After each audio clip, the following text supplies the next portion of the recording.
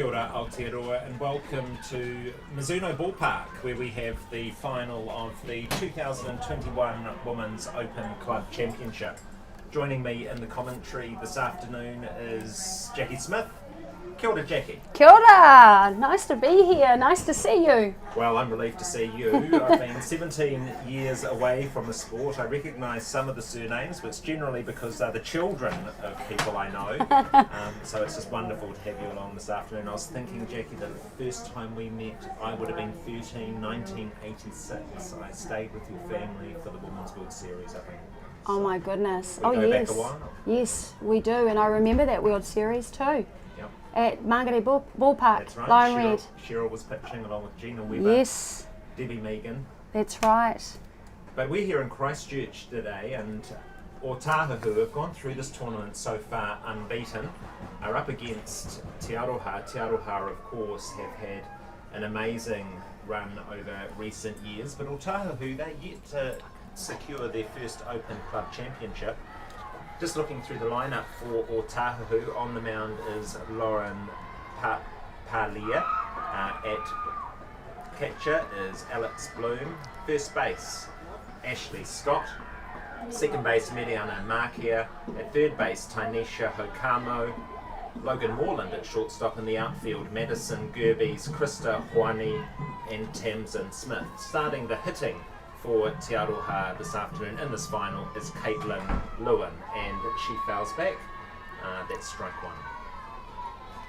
So tell us a bit about this Tiarohar batting lineup, Jackie. There's a number of White Sox squad members in this batting lineup. Yeah, absolutely. They're a strong batting lineup. I mean, TA have always had a consistent team offensively and defensively. But as you've mentioned, you know, there's a lot of players in this team that actually have experience as White Sox players, but also as junior White Sox coming through. So they'll have, you know, there'll be tough outs for Lauren Parker on the mound. She's going to have to make sure that she's really on point today, hitting good locations. Probably look to mix things up with a hitting side like TA. You know, and not only have they got current White Sox members, but they've certainly also got some, I shouldn't say old is probably not the right word, but some experienced White Sox members come back to actually support this team this year. So they're going to be pretty tough from 1 to 9. So the count's 1 ball, 2 strikes. It's Lauren Parker on the mound to Lewis. Parker fields and across to first base for the first out of the first inning. Yeah, and she looked like she got her on the inside there, tied on the hands, and just got the inside of the bat. So Caitlin Lewin wasn't able to actually just get the meat of the bat on that. She'll be looking to do that in her next turn at bat, I'm sure. It was interesting to see Jackie Otahuhu's choice of pitcher as we see it's a hit out to right field. That's Ashley Johnston with the first hit of the match. Tiarohar getting a runner to first base. We're at the top of the first with 1 away. Jackie, I was just thinking there's a few pitching options here for Otahuhu, and I've gone with Lauren Parker. Yeah, and they have been doing that. We've seen that all week. You know, they have Gretchen O'Coin, who we know is probably arguably one of our better pitchers in New Zealand at the moment. We've seen her at a number of tournaments. Very good pitcher. So it is interesting to see that they haven't started her. But they had confidence in their depth, and they may look to bring her in. Sorry, Jackie, it's a high pitch for ball 1, and it's Lara Andrews. Of course, Lara, a veteran women's player, in fact, Softball New Zealand Player of the Year just 2 years ago. She's at bat. So we have Ashley Johnston at first, Lara Andrews in the batter's box, 1 away. The bunt goes down, but it's foul. 1 ball, 1 strike. So you're anticipating we'll see potentially an early pitching change from Otahuhu? Yeah, absolutely. I'll see. Yeah, they definitely will. If TA get on top of Lauren, they'll look to make the change for sure. So these two teams have met twice already, both times yesterday. See the pitch, and it's high. Andrews pulls back. count 2 balls, 1 strike. So these two teams met twice yesterday. The first game a little bit of a dead rubber, and Otahuhu taking that game out convincingly. And then last night, the two teams came together again. Otahuhu getting out to an early 1-0 lead as we see the pitch from Parker. It's let go again, this time called a strike. So that's 2 balls, 2 strikes. But then Otahuhu, after Tiarohar came back with a run, Otahuhu scoring 4 runs in the 4th inning to take out that game by 5 runs to 1.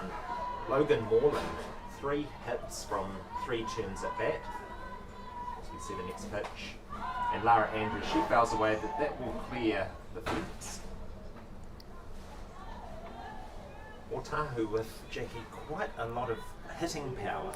Yeah, they do, and they're going to be really tough to beat today for TA. But if any team can do it and put them under pressure and meet the level that they'll need to be at to beat Otahuhu is certainly Tiarohar. And yeah, I think we're going to be in for a bit of a battle here, and you can see this. So you can see it already. How Lara, showing her experience as a hitter, is where she's really challenging Lauren to make sure that she brings the ball in the zone, otherwise she's not going to be swinging at it. So 3 balls, 2 strikes. It's Parker to Andrews. She swings. It'll remain a full count. And that's the thing when you're facing good hitters, good pitching as well, even though you've got good pitching, they know that they have to bring the ball into the zone. If they don't, hitters won't swing at it. They have really good discipline and good pitch selection.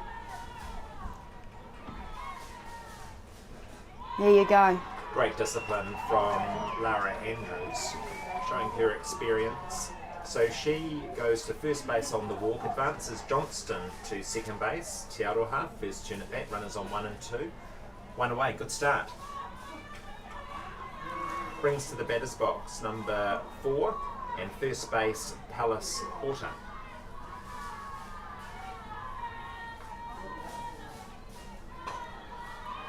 Oh, and that's a hit out to left field. That should score Johnston from second base, and it does. Andrews around to third. So Ashley Johnston crosses the plate on a hit from Palace Porter, taking Tiarohar out to an early 1-0 lead. They have now runners on 2 and 3, and I think their tournament top batter so far, Ortila Tavite, coming into the batter's box. Jackie. And that's a good call by Mike Walsh. You see there, as coach, they only had 1 down and runners at first and second, and you can sometimes opt to bunt that next hitter coming up.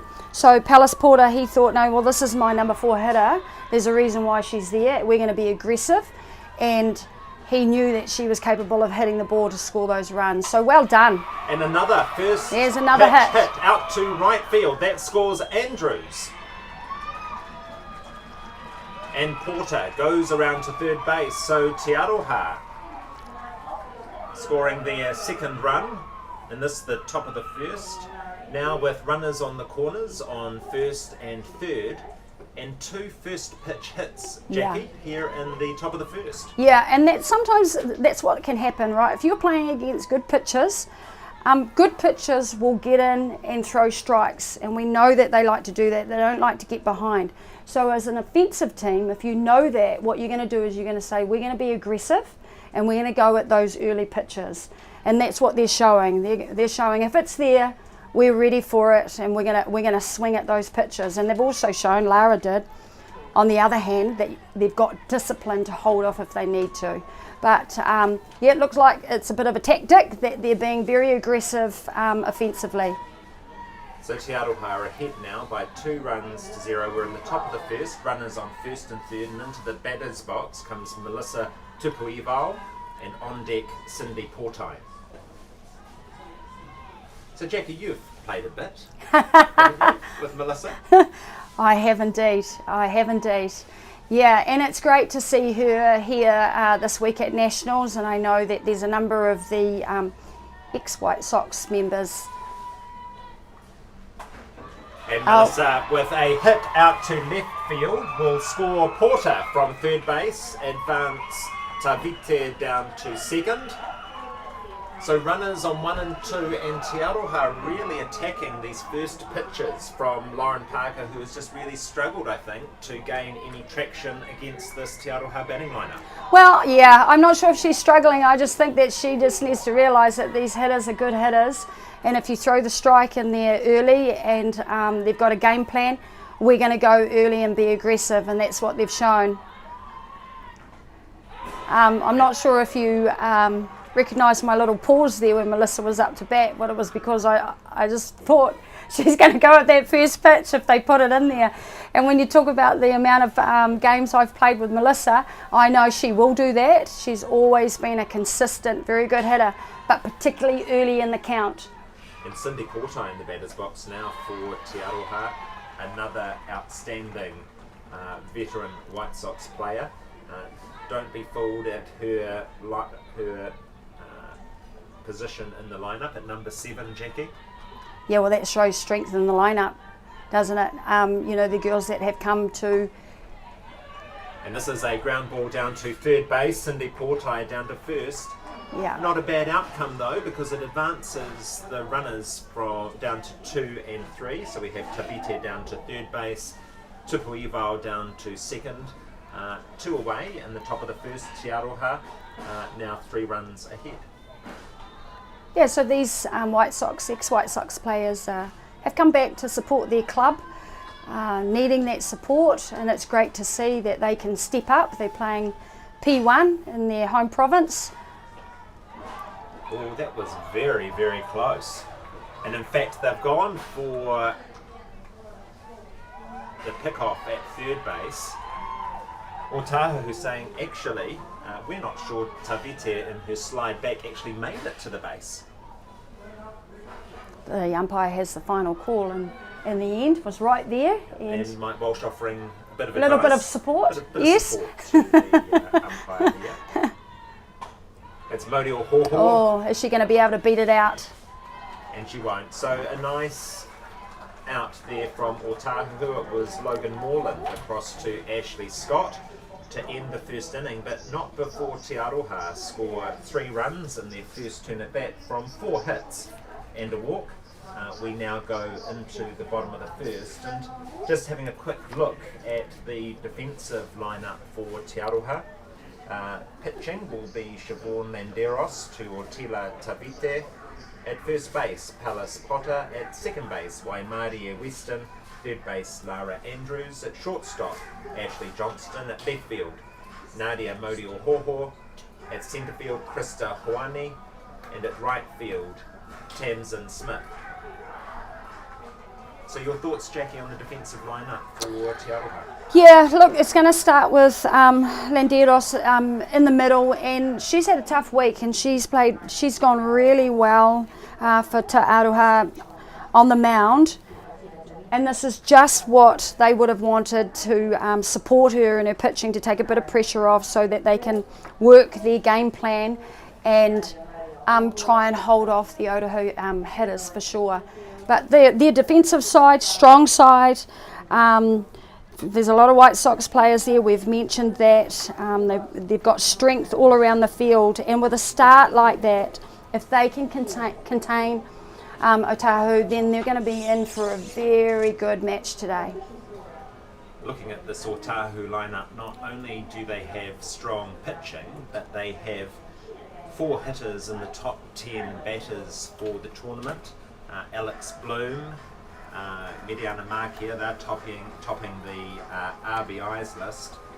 Mediana Marquia also topping the batting statistics. She's joined by Logan Moreland and Tanisha Hokamo in the top batters for the tournament. So some great power hitting. Interestingly, only one Tiarohar hitter in the top 10 after 3 days, and that is Ortila Tavite. But you know, they do have a strong batting lineup, as we've seen in their first turn at bat. Yeah, and we know from any tournament when it comes to finals, if you show up and you're on your game, it doesn't matter if you don't have hitters in the top 10 for the tournament. If they can show up on finals day, then it's actually can be anyone's game, and that's what it's actually all about. I still believe that we've probably got two of the top teams, the right teams in this final. Oh, and that's a little squeeze bump there from Logan Moreland, just showing not only can she power the ball over the fence, which I've seen her do a few times over the last few days, but also she can keep you guessing with that pace down to first, assisted by her closeness to first base from that left-hand batter's box. Yeah. And that can be, so as a defensive team, if she chooses to bunt, I think I'd probably rather let her bunt than actually hit one over the fence. So play back, don't play up, give her that bunt, and if she drops it down, then actually with the corners that they have, they're good enough to actually pick up the bunt and make those outs. But yes, she certainly does have a lot of skills in her toolkit for sure. So it's Siobhan Landeros pitching to Otila Tavite for Tiarohar, and the pitch, that's outside for 1 ball, 2 strikes. Tiarohar perhaps not having the same pitching depth as Otahuhu?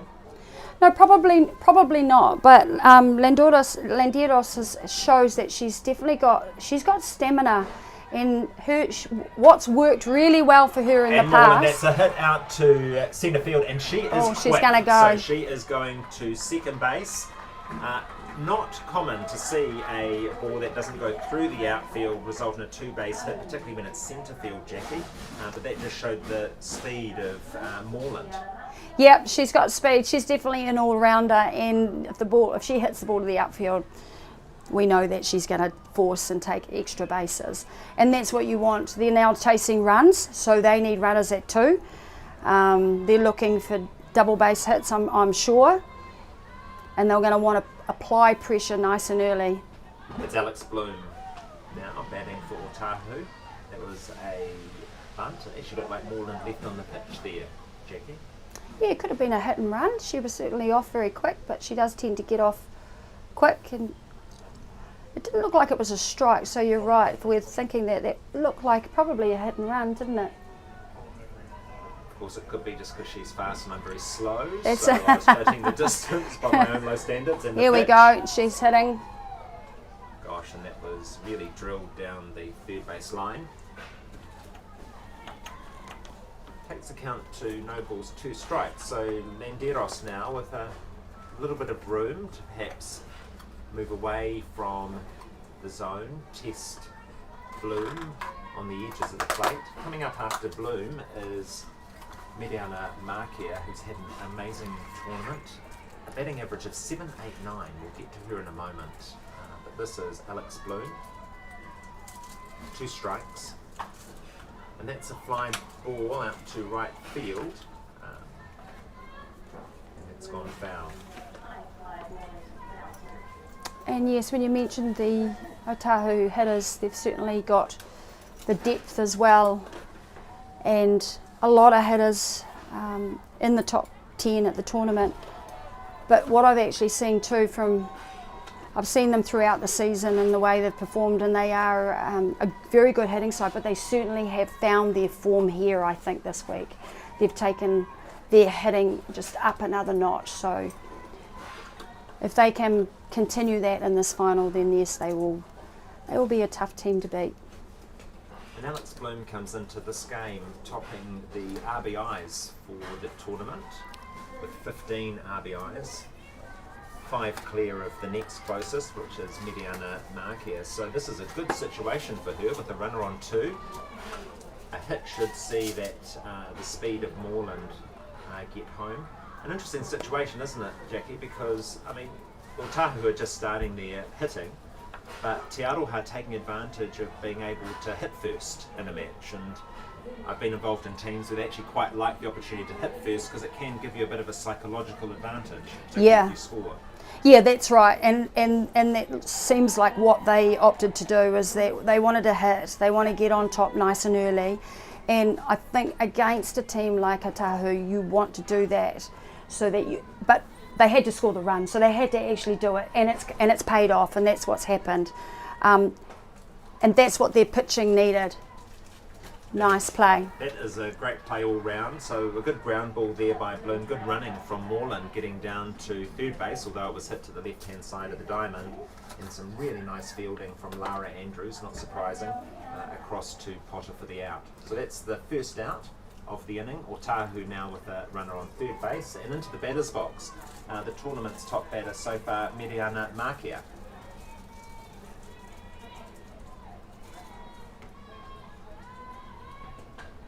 And it's a squeeze and a great play.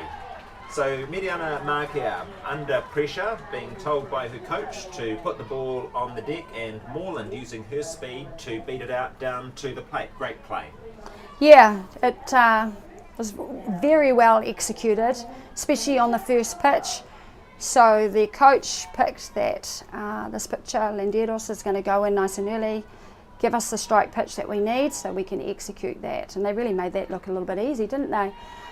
In saying that, Tiarohar had one down and thought, well, let's just pick the ball up and get the outs. Let's not put extra pressure on ourselves. We've got runs, we're ahead in the game. Let's just get the outs. And look, I'm a Johnny-come-lately, but I suppose there was an opportunity cost for that play too. I mean, Mediana Marquia, she's the tournament's top batter. You're telling her to squeeze. It's cleared the bases for one run. You could argue potentially that pressure's come off Tiarohar now. Yeah. And just look for the third out. So Yeah. there's pros and cons, isn't there, with those types of decisions? Yeah, when you've got a top hitter like that, and especially if she's hitting in the 700s, you know that she's hitting consistently. So do you really want to take the bat out of her hand? If she's capable of getting on, that's another runner on base. But they've decided, no, we're chasing runs. And that is And that's the out. Okamo down to Lara Andrews. Three nice plays from Lara Andrews to complete Otahuhu's first turn at bat. And Otahuhu back in this game, having conceded 3 runs in their first turn in the field. They've now come back with 1. So going into the top of the second, it's Tiarohar leading Otahuhu by 3 runs to 1.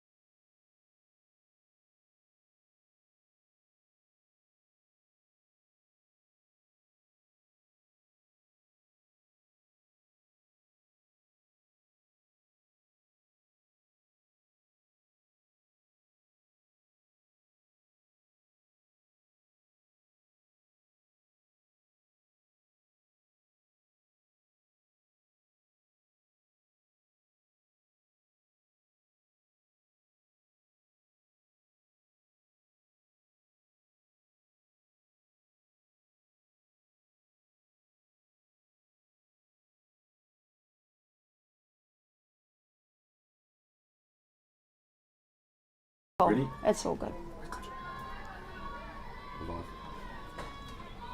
It's Tanisha Hokamo. Sorry, I'm showing my age and a number of other impairments. I've turned over the score sheet, Jackie. Now I've got the right team. And it's Waimaria Weston, who is a whanaunga from Wairoa, so that means that she is extremely talented. If you're from Wairoa like I am, intelligent. That's where all the talent comes from. That's right, from Wairoa, Central Hawke's Bay. So Waimaria Weston in the batter's box. Oh, and some nice pitching there from Lauren Parker to retire Weston. I cursed her, I think. Yeah, and she mixed it up then. You could see there she mixed it up, and they probably had that thought, you know, Tiarohar were getting on to her in the first inning. We need to mix things up. I think, to me, that's probably the first or, you know, a couple of change-ups that she's thrown in the game. But they've said, look, we need to mix it up. We need to bring in that change-up just to upset their timing. And in the batter's box, we're already back to the top of the order for Tiarohar. So this is Caitlin Lewin with 1 away. 1 ball, 1 strike. One thing I thought was interesting, Jackie, coming into this match, Otahuhu having a relatively easy road to the final. Tiarohar having to fight to get through. Quite often you find with those teams who've had to come in through the back door that sometimes they're just a little bit more match ready, as we see a ground ball down to Parker, across to Scott. There's an error and Lewin will go down to second base, and in fact will go down to third, so some excellent running. So Lewin hovering off second base, waiting to see where the throw would go to. It was a kind of a misdirected throw to Logan Moreland, who was standing near second base but not right on it, and of course once it was thrown softly, Lewin took off to third. So some great base running and a little bit of pressure on the Otahuhu infield. Yep. And you mentioned it at the beginning there when you said that Tiarohar have had to really graft in a number of games in their section play to get to where they are today. So they've been having to absorb pressure, play under pressure, probably a lot more than Otahuhu. So to your point, now they're actually ready. They're match ready, and Caitlin Lewin just showed then, if you give them a little bit of an inch, she's going to take a mile, right? And where she was really smart, first on the overthrow, took off. She's got speed anyway. But then when they were actually holding the ball, once you hold the ball and you hesitate, you actually have to technically go down and come back up. So it gives you that split second to be able to actually go, right, I'm off. Yeah, so she was very smart, and if I was on the field, I'd be a little angry about that. And I think they were. It's a fly ball out to left field. We should see Lewin hold and then break for home. She does. The ball is coming in. It's a good throw, but Lewin is just a little bit too quick. The hit was a little bit too deep, and Tiarohar, they're really on a roll, so they've now gone out to a 4-1 lead. There's 2 away here in the second, and coming up, it doesn't get any easier for Otahuhu. It's Lara Andrews.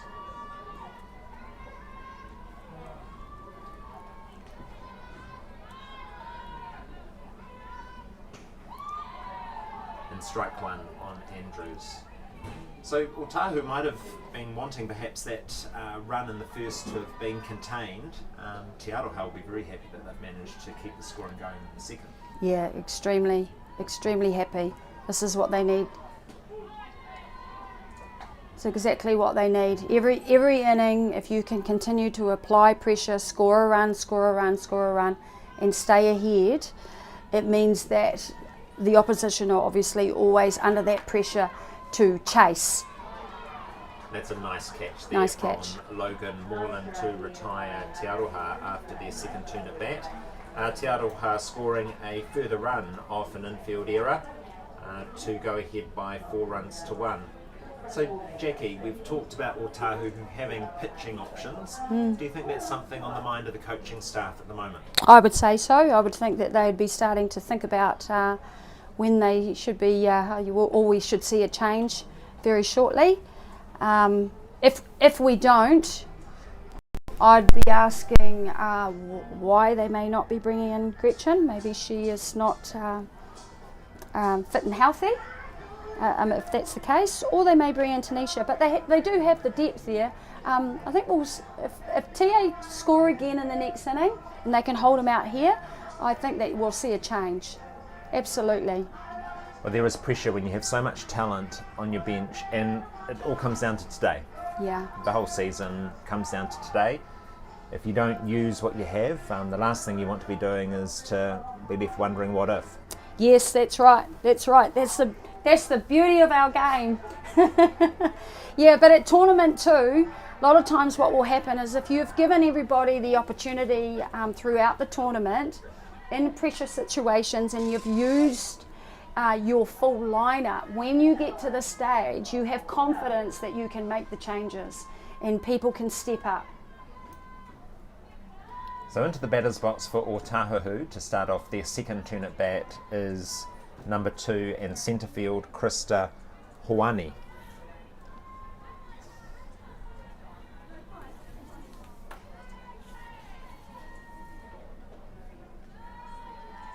Tell us a bit about Krista, Jackie. I understand that she's in the White Sox squad, is that correct? Yeah, she's been in the White Sox squad for some time now. Confident player, very disciplined, very experienced. Also a really good team player, brings a really good attitude to the team as well, Jeremy. We know that's important in any team. But if anything, she's probably going to bring that experience for Otahuhu and discipline in the batter's box. Really good pitch selection. So the count, 2 balls, 2 strikes for Krista Hoani. And she comes from the Otahuhu club. And that's a ground ball out to shortstop, and a really tidy play from Ashley Johnston at shortstop. She had a lot of work to do, working to her left-hand side and then having to release quickly. Great out. One away. Nice play up the middle.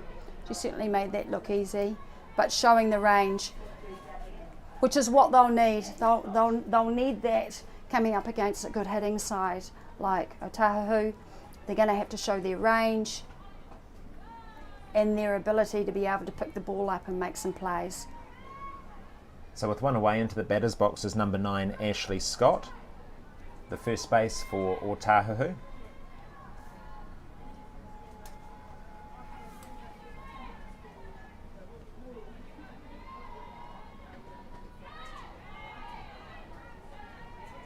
Just missing that inside there. So Landeros, after that first 2-base hit from Logan Moreland, she really does seem to be settling down into her work now, Jackie. Yeah, and that's good. Lara Andrews, she's busy down at third base today. That's her 4th assist across to first base, 2 away. Yeah, and this is what we know with Siobhan, that if she gets, and I've seen her throughout the season perform well at Fastball 45 and also at Nationals, if you get her some runs, she will stick to the game plan and she will hit good location. And that's what you want. And it's interesting to see that we've seen a lot of balls picked up by Lara Andrews on the left side, right? So that says to me the game plan is you hit it to Lara, she'll pick it up all day and she'll get the outs, right? So they're going inside.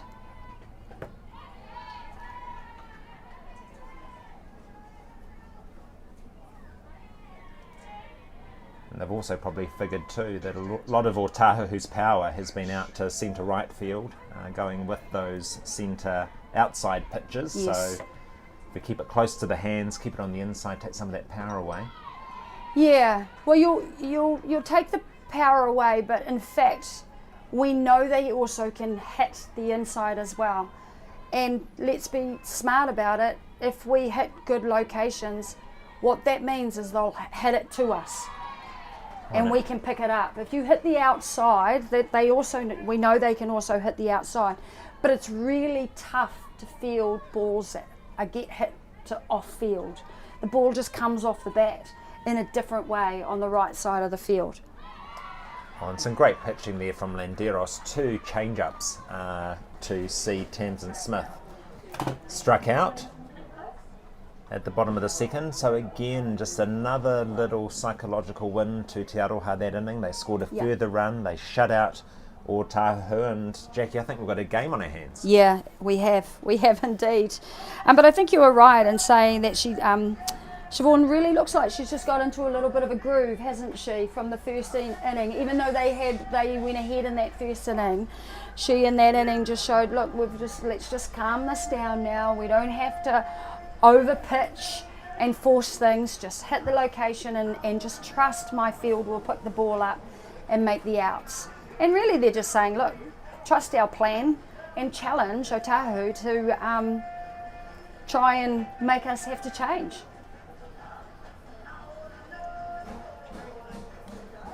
So we're heading into the top of the third. It's Jackie Smith joining me, Hoani Lambert, for today's match. This is the final of the Aotearoa National Women's Open Club Championship Final 2021. This is the culmination of a season interrupted by COVID. In fact, this tournament last year, Jackie, did not take place as we were in the early stages of lockdown in the response to COVID-19, as we were trying to find our way as a nation a year ago. Otahuhu, though, they've kind of benefited in a strange way. 3 of their imported players have stayed over the season. Work has been found for them. and they've kind of benefited in a strange way from COVID. Yeah, and for whatever reason, and COVID has certainly made it challenging for all of us in many ways, but you're absolutely right. In other ways, it's also benefited so many people, and the way we've come together and not let it beat us, and taking our opportunities when our government is giving us those opportunities, and we've said no, we can make things happen, and we're getting that support for our sport as well, and it's great because our sport is a great sport, and we want to be able to have opportunities like this to play at the top level whenever we can. It's what you play for all season, so it's great that we've been able to play this tournament this year for sure. It's Palace Porter in the batter's box. This is her second turn at bat. She got a nice hit to left field in the first inning to score Tiarohar's first run of this match. Yeah, and yes, here we are, with so much of the world, Jackie, in lockdown. We've got a crowd here at Mizuno Ballpark down in Christchurch. We've got teams who are able to play a semi-contact sport. So we really are quite lucky. Yeah, absolutely, and we've evolved over the years in that we can also bring the game to our supporters, our softball whānau, and show them the game so that they can get to watch it as well. It's Palace Porter in the batter's box, and it's called dead. It's been called dead early. I think it might have come off Palace whilst she was still in the batter's box. I'm pretty sure that's the call from the officials. Here's our first look at Mike Walsh. Another person with whom you'd be fairly familiar. Yes. Jackie. Yes, I've played many years under Mike Walsh as coach, and certainly learnt a lot from Mike. He's came from the men's coaching the Black Sox for many years as well, and he's a man with an incredible amount of passion for softball, for supporting players within the game, and as you can see here, he's supported Tiarohar this week by coming on board to help them at Nationals. Well judged. It's 2 balls, 2 strikes on Porter. And you see Palace just mixing it up then as the lead-off hitter. Her last turn at bat, she was hitting.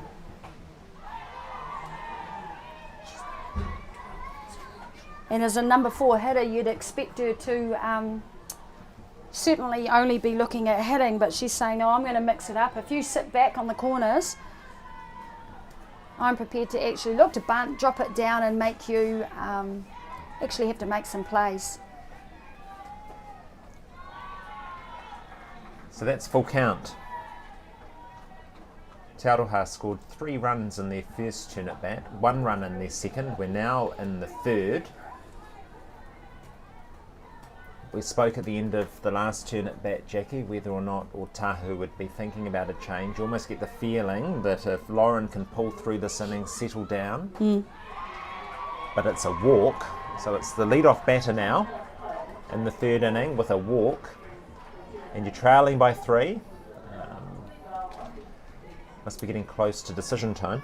Yep, I think that we certainly will be. I'm getting a bit nervous, but they've obviously got a bit of a plan, right? They're saying no, she needs to stay in there. To your point, just keep controlled. Stick to the game plan.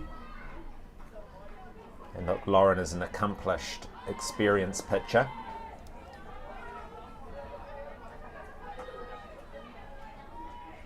You would like her to be able to go 3 innings. If you're looking to use the depth, even though they've got that within their team with their pitching staff, if for whatever reason they need to use their other pitchers and the plan is they're going to come in later in the game, you want your pitcher to be able to go at least 3 innings. So Tiarohar have Tavite in the box, who's been one of their best hitters this tournament. Then we have Tupuivao, Portai, Mori Ohoho, it doesn't get easy. No. And that's a nice bunt down to first line. Go for the lead runner. That is a great play. Nice so play. not often the first base gets time to get that ball across to two. And there were some good wheels there for Tiarohar down to second base with Porter, but a great out, Jackie. Yeah, so she really crashed in well on that bunt and got in really quick to be able to actually make that play. And she just turned in through it. She didn't hesitate. And it was also a very good take by Lauren Moreland at second as well. She had to stretch, but she made sure she kept that foot on the base. And that's a slap down to first, just waiting for someone to get across. Did they get there in time? No, they didn't. So that's a nice piece of play there from Tiarohar. Melissa Tupuival putting down the bunt slap, advancing Tavite down to second base. That's one away. Yeah, one down. And that was a nice play there by Melissa, in that it actually looked like a bit of a slap that caused confusion on the corners there and also with the second base. So leaving first base open.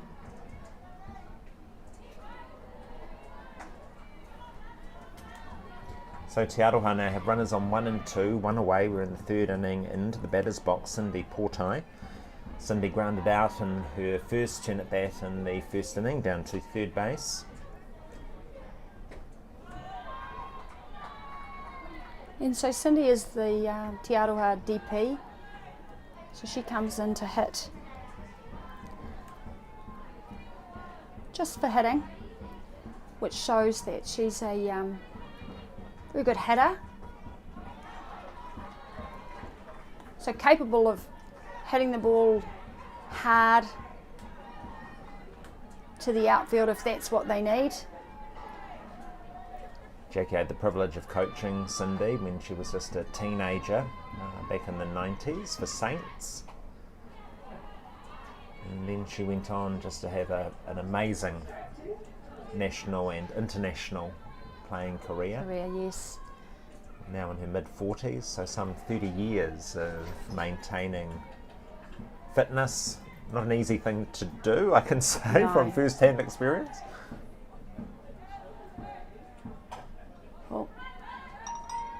Yeah, so what she'll bring is she'll bring some experience, but they just bring the understanding of how hard and how tough you have to be when you're playing at tournaments, but also they'll bring excitement and to an energy to a finals, because they've been in so many, right? It's just like, look, we got nothing to lose. Let's get in here and let's play hard and tough. And that's a long fly ball out to centre field. They should collect us, but there's been a mix-up. So a bit of confusion there between Gerbies and Hoani. Hoani calling for it, but Gerbies coming into her line of sight, unfortunately, and the ball has been lost. We've talked a lot about the sun being quite a factor here at Mizuno Ballpark. In this instance, confusion out in the outfield. We've now got Tiarohar with runners on all three bases, and into the batter's box now Nadia Moriohoho.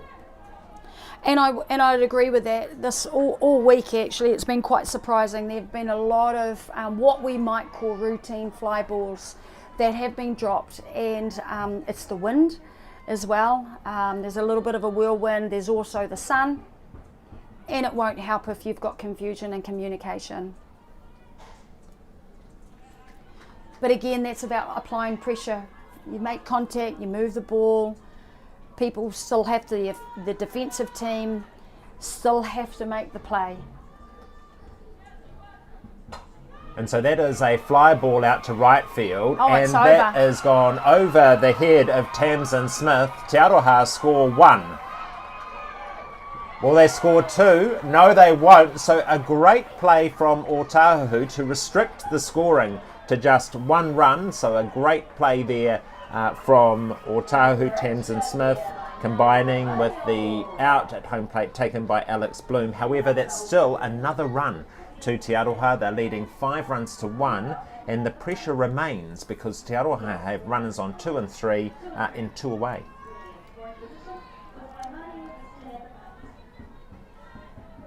And well done to Otahuhu making that play. It was a nice relay from the outfield to get the second runner coming in at home plate there.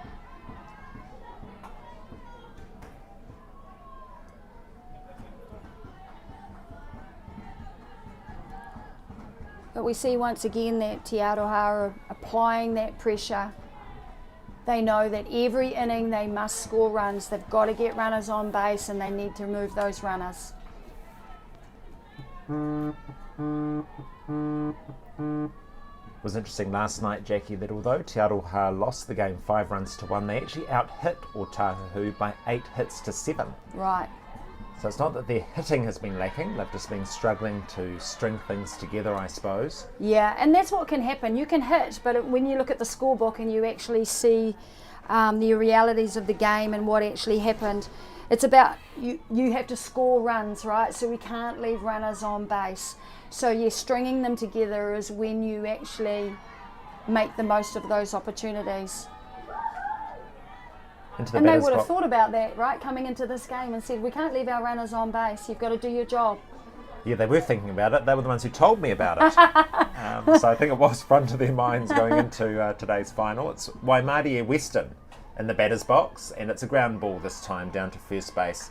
And some tidy work there from Ashley Scott down on first to retire Tiarohar. Not before, though, they score a further run. They now go out to a 5-1 lead, and Jackie, they have scored at every turn at bat so far. Yeah, every turn at bat, and they must do that. They need to keep applying pressure, particularly on the pitcher. So the pitcher and catcher have to keep thinking and keep working, and then also on the field.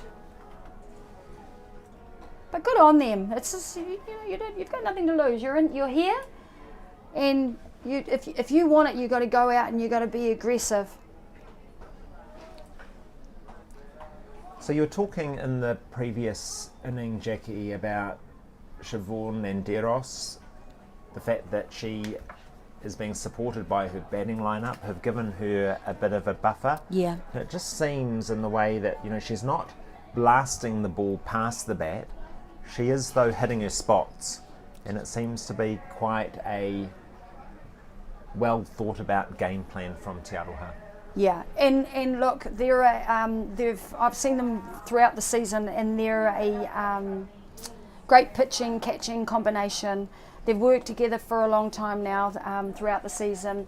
They've seen all the hitters, so they know the hitters, and they just need to have confidence in their plan and just stick to that they can contain these hitters. But not without, you also grow an arm and a leg when you've got those extra runs. Everything just becomes a little bit smoother. You breathe better because you feel like the pressure's off you. So that certainly helps. You just get the feeling, though, that this early on in the game, Otahuhu probably have a couple of rallies left in them. And you just wonder, can Tiarohar get far enough ahead to be able to withstand that? How big will those rallies be? Yeah, that's right. And we see Gretchen's come in to bat. Yes, so probably that Gretchen's come in not just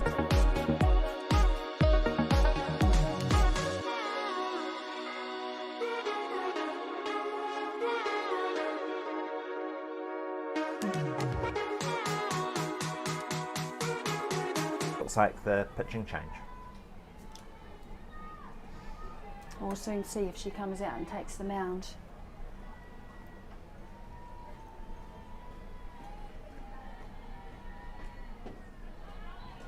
So is Gretchen known as a hitter, Jackie? Oh yes, absolutely. Yeah, she's. I've seen her at a number of tournaments this year and has come out as top hitter. Performed very well, particularly through fastball 45, which is a different game, but at the end of the day, it's still softball. And she just brings that experience, brings a bit of presence. Composure to Otahuhu as well. So Waimarie Western there with the ground ball, which she fields to retire Gretchen O'Coin at first. So into the batter's box comes, with one away, Kaya Lee O'Brien. She's in the left-hand side, looked like she was doing a slap. Is that her natural side for batting? It is? Yep, indeed. Kaya was in the White Sox, the junior White Sox, and the under-17s. Been away with Kaya. Plays in the outfield, can also play first. Can slap and hit, and as you can see there also, look to bunt. So we see that they've made a couple of changes, and as you see, Gretchen's come in. We'll see if she actually goes out onto the field. But Tiarohar will be happy with the first out. Right, so any team, when you go out defensively, you always want to make sure you get that first out. So well done. And that was a big out with Gretchen O'Coin taking her out. And again, down the right-hand side, and it's tidy. Potter pops the ball up to Weston, who was covering first base, and that's 2 away as we go into the top of the lineup for Otahuhu. And into the batter's box, Otahu's only safe hitter so far, Logan Morland.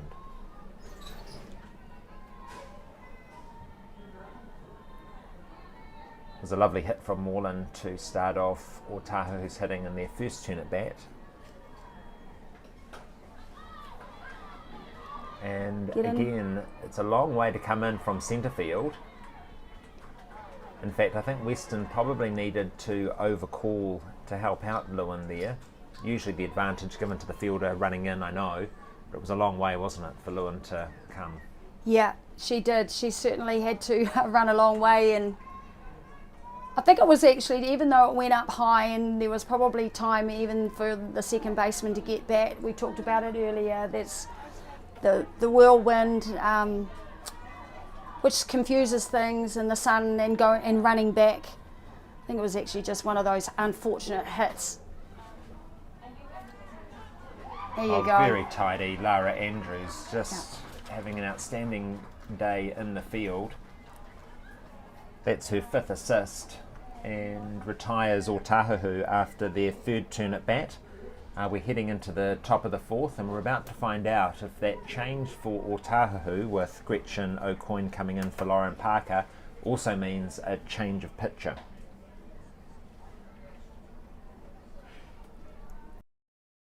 Hitting was interesting then on the 2 lefties that were up, they hit to the right side of the field. So again, the battery are saying we're going to keep the ball on the inside of the hitters, Otahuhu hitters, and we're going to get them to hit the ball to us. Same with the last hitter, ball on the inside, ball hit to Lara Andrews. So rather than going outside, letting hitters hit off field. And keeping the ball pretty low as well. Yeah, ground balls. Hit us some ground balls and we'll pick it up all day. And we can see there if they hit it up in the air, and look, it happened to Otahuhu, ball went up in the air, there was some confusion. We saw it there for Tiarohar, that turn at fielding there, ball went up in the air and there's a bit of confusion there. So let's just keep the ball down, and all day we'll pick the ball up and get the outs.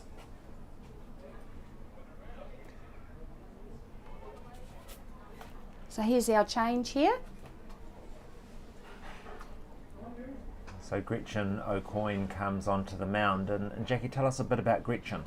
Yeah, so Gretchen has from the States and has been up in Auckland, and recently she's actually moved from Auckland and will be, I believe, down in the Wellington area, helping with softball development.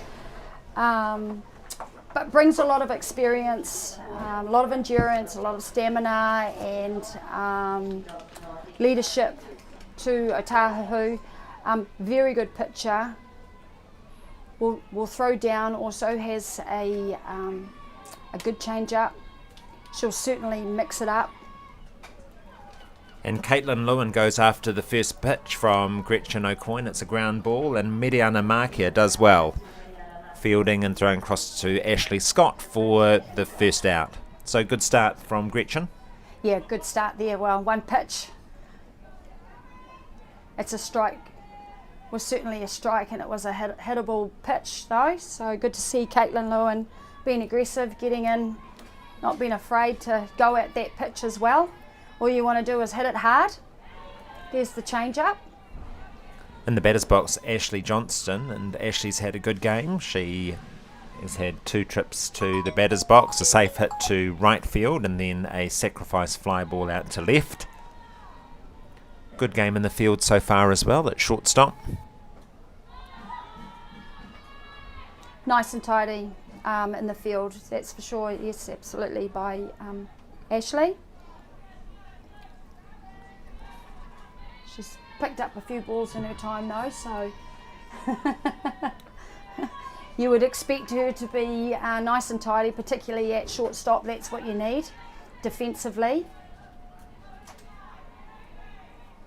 And then with the bat, she'll bring good strong hitting with the bat, which is good to have for a team that you have a number 2 hitter that not only bunts but also can get on base and hit the ball hard.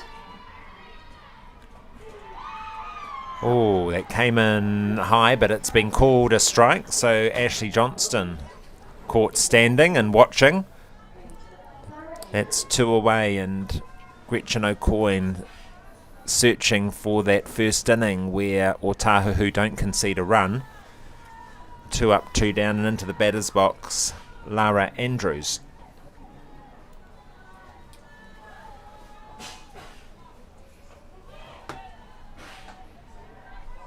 There you go, and there's that first pitch strike. Drop ball, throwing it hard. And we've also seen that she'll come back with a change up. Let's see what she does on this pitch. Going up. And that's what she'll bring. She'll bring now not only the power that she has as a pitcher, so she throws it pretty quick, but she'll bring variation.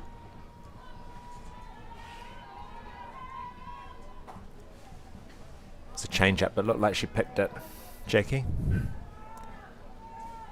Well, Lara's, she's certainly seen Gretchen quite a bit already this season, so she'll be familiar with her pattern, but so will Gretchen. Be aware that, because it's a game within a game, she'll be aware that she knows the types of pitches that she has, so this will be a little bit of a battle on who actually wins this one. It's a ball. So Gretchen O'Coin, an imported player from the United States, I understand from Mississippi. One of the features of this season, interrupted by COVID, is that we probably haven't had the same number of imported players at this tournament as you would expect to see, as we see the ball fouled back. And Jackie, though, I've been quite impressed over the last 3 or 4 days just with the standard of play, just the skills that have been demonstrated. I think Cheryl Kemp describes it as soft hands in the field. And so despite the absence of so many imported players, perhaps the frustration of not being able to play as much and the opportunity to play has resulted in players potentially showing a side of the game that they haven't shown in the past. Yeah, well, I think what it means is that because we haven't had those players here, and don't get me wrong, there's huge benefit of having our international players come to New Zealand, because it helps lift our game and it makes us more competitive as well. But it also gives everybody more of an opportunity of our home players to actually play more and need to step up, right? Because they have to play more, and the more you play and you learn. As you play, you develop those skills. That actually also grows our game and grows our players here. So it's good to see that our particularly our younger players are getting that opportunity and they're starting to develop the game. It's a real battle now between Lara Andrews and Gretchen O'Coin. And this just shows the talent and the experience of both of them, that they're battling away at each other because they know each other.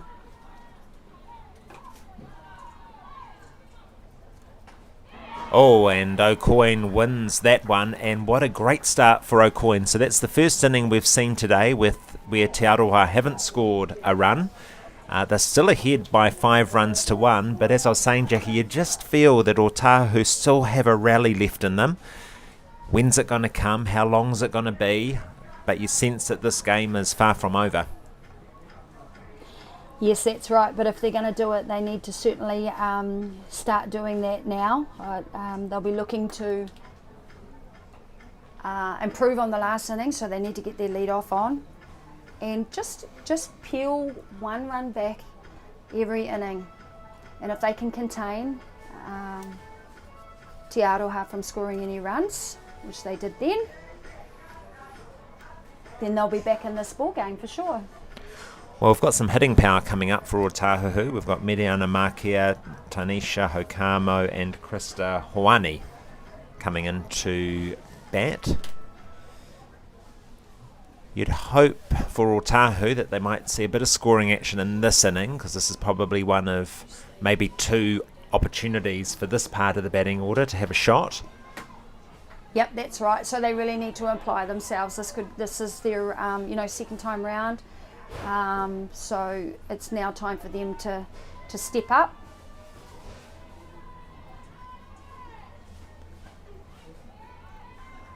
So this is Mediana Marquia. We mentioned before coming into this game with a batting average of 789.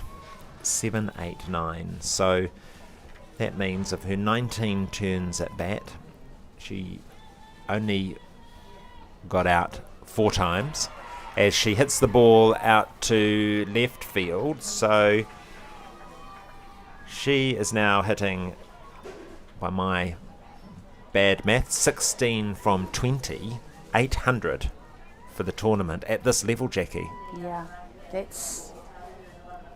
I don't know whether I've seen that before. I mean, you might see it at an age grade tournament with a dominating player, but yeah, certainly at this level, and particularly on day 4. Yeah. And you might see it on day 1 or 2. Mm-hmm. Well, it's just about that she's been able to continue that consistency, continue that discipline. Sometimes what can happen is even with hitters, you can have little slumps here and there, and you go from hitting 3 out of 3 or 2 out of 3, but she's clearly showing that she's been incredibly consistent. But she's also got a lot of different options, because she can hit long, but she'll also drop a bunt, and that's still a hit when you get safe.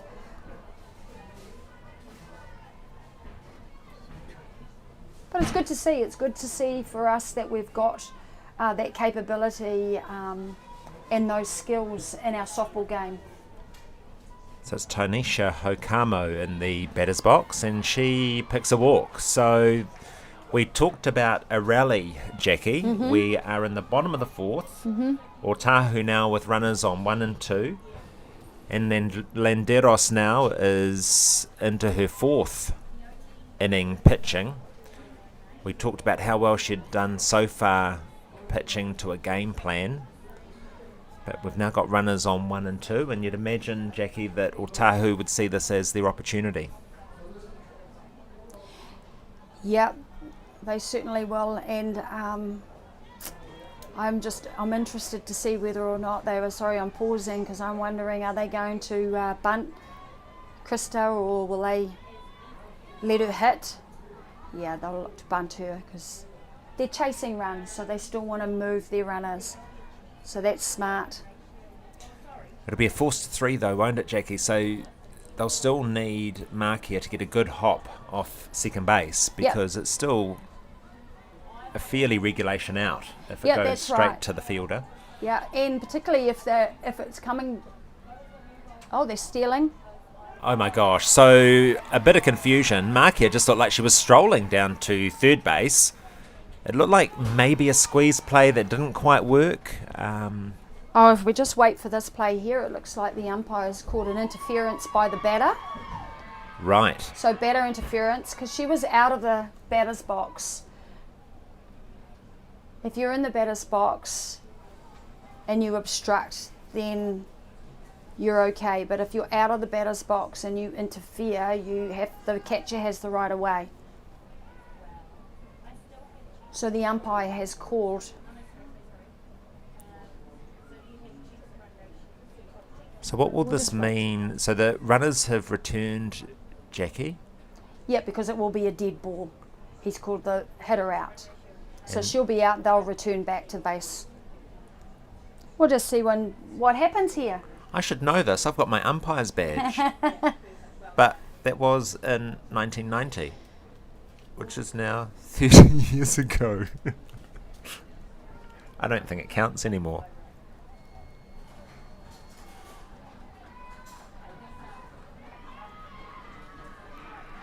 Yeah, so she's been called out.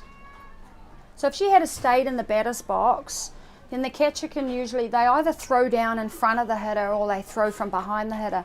But she stepped out and the catcher couldn't make the play, causing an interference. So she was called out. So the runners will go back. It's a dead ball. So Tiarohar have one away, Otahuhu with runners on 1 and 2, 1 out. Into the batter's box is number 12, Ashley Scott. Gosh, Jackie, you got to think, if we come to look back at that moment, we had potentially a run scoring with no outs, another runner on base, you're in the meat of your order. Was that maybe a bit of a turning point? Yes, well, Tiarohar will be very happy with that.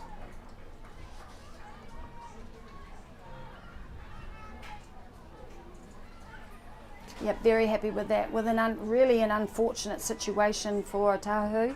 They won't be happy at all. So they've gone from what could have been 5-2 with no outs to the score remaining 5-1 with 1 out. Ashley Scott swings.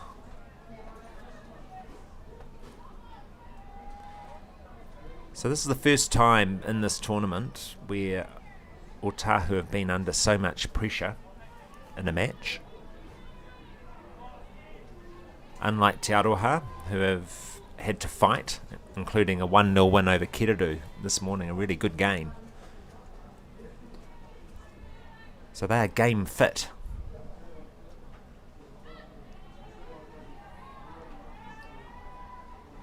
And that's what that's what will happen sometimes, is if a team is feeling a little bit of pressure, feeling a little bit anxious, and they need to, and they become a bit too hasty in needing to score runs, they'll just push too much, and then something like that can happen.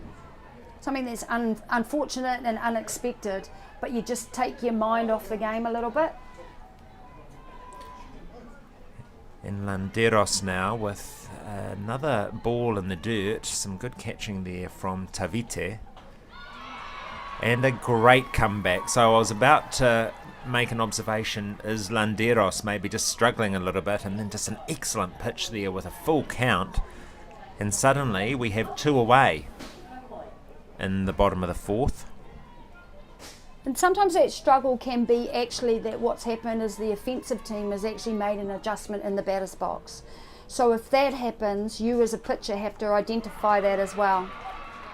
And that's a nice hit by pinch hitter Ponga.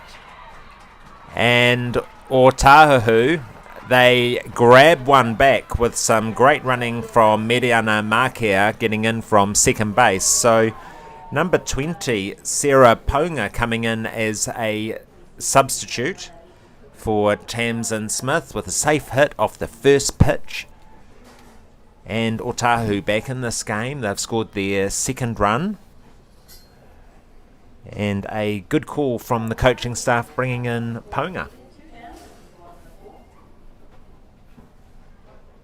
So there was a ball on the inside. She turned and hit it with good power to right field, which is what you're supposed to do. So again, I can't help but think that they've had a conversation, Otahuhu, and said, well, look, this is what their game plan is and where they're pitching to us. We need to be ready. It's Gretchen O'Coin in the batter's box. Yep. Of course, Gretchen came in the last inning as a replacement for Lauren Parker. Otahuhu have runners on 1 and 3 and 2 away.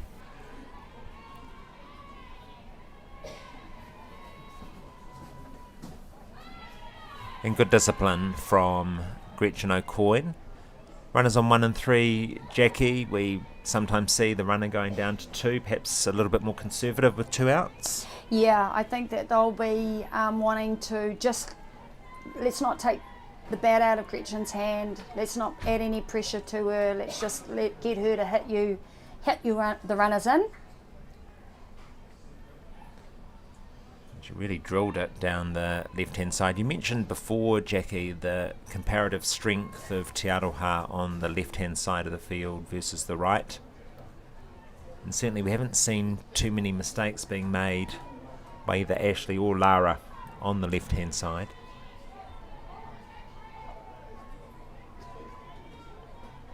In fairness, Tiarohar have been pretty tidy in the field all round. Yes. Gosh, Tiarohar thought that was a strike, and it's unlikely the umpire will change their mind at this stage, Jackie. No, they don't usually. They don't usually once they've called it. You just see the volume from the Otahuhu dugout picking up. They sense that they can kind of get on top of Landeros, particularly when the pitcher reacts like that to an umpire's call. Goodness me. So a lot of litigation going on as to the calling there. Doesn't change the call though, so No, Gretchen O'Coin is walked, going down to first. She advances Sarah Ponga down to second base, and now we've got a conference. What will they be saying, Jackie? Well, she's probably, I would say that she's discussing the strike zone. You know, we can all look at it and think that of what we think the strike zone should be, but the umpire, at the end of the day, you need to adjust. And it looks like to me that he has changed the strike zone a little bit because I don't believe we were getting the high pitch, either team, that often. But you have to actually adapt. You're not going to change the umpire, right? If they're seeing a strike zone, you need to work to that. And I can't help but also think there's a little bit of a pressure being applied here, right? So this could be a reaction to that. So Tiarohar just needs to contain themselves, just keep composure, calm down. Yes, because there's two away. Outs. There's two away. 2 outs.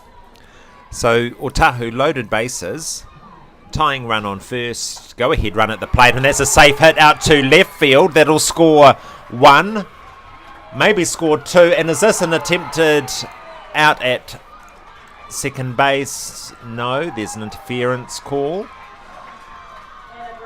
And so a nice hit from Kaya Lee O'Brien scores 2 runs. And we said we could expect at least a couple of rallies by Otahuhu before this game is over, and we're seeing one here. So yes. Another 2 runs means that Otahuhu are now 4 to Tiarohar's 5. This is a tight game. Yep, which is exciting because that's what we want for a finals game, right? This is what it's all about. So we see here that they've decided that they'll intentionally walk Logan Moreland, which is definitely a good idea. You got 2 down, so that makes it easier options, right? Theoretically, that they'll want a ground ball, and they can make a play at any base. It's a big call though, isn't it? With 2 away, moving a runner onto 3, because you're kind of moving 2 runners into a scoring position, aren't you? That's right, yeah. And look, we know, as you've said earlier, that Alex Bloom has been hitting extremely well as well.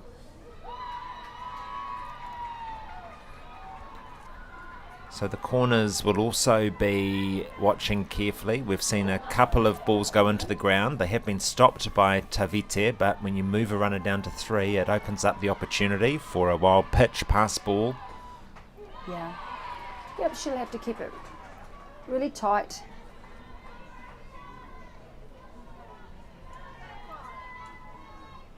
So This is turning into a great game. Otahuhu scoring 3 runs in their 4th turn at bat. It's a 1-ball game.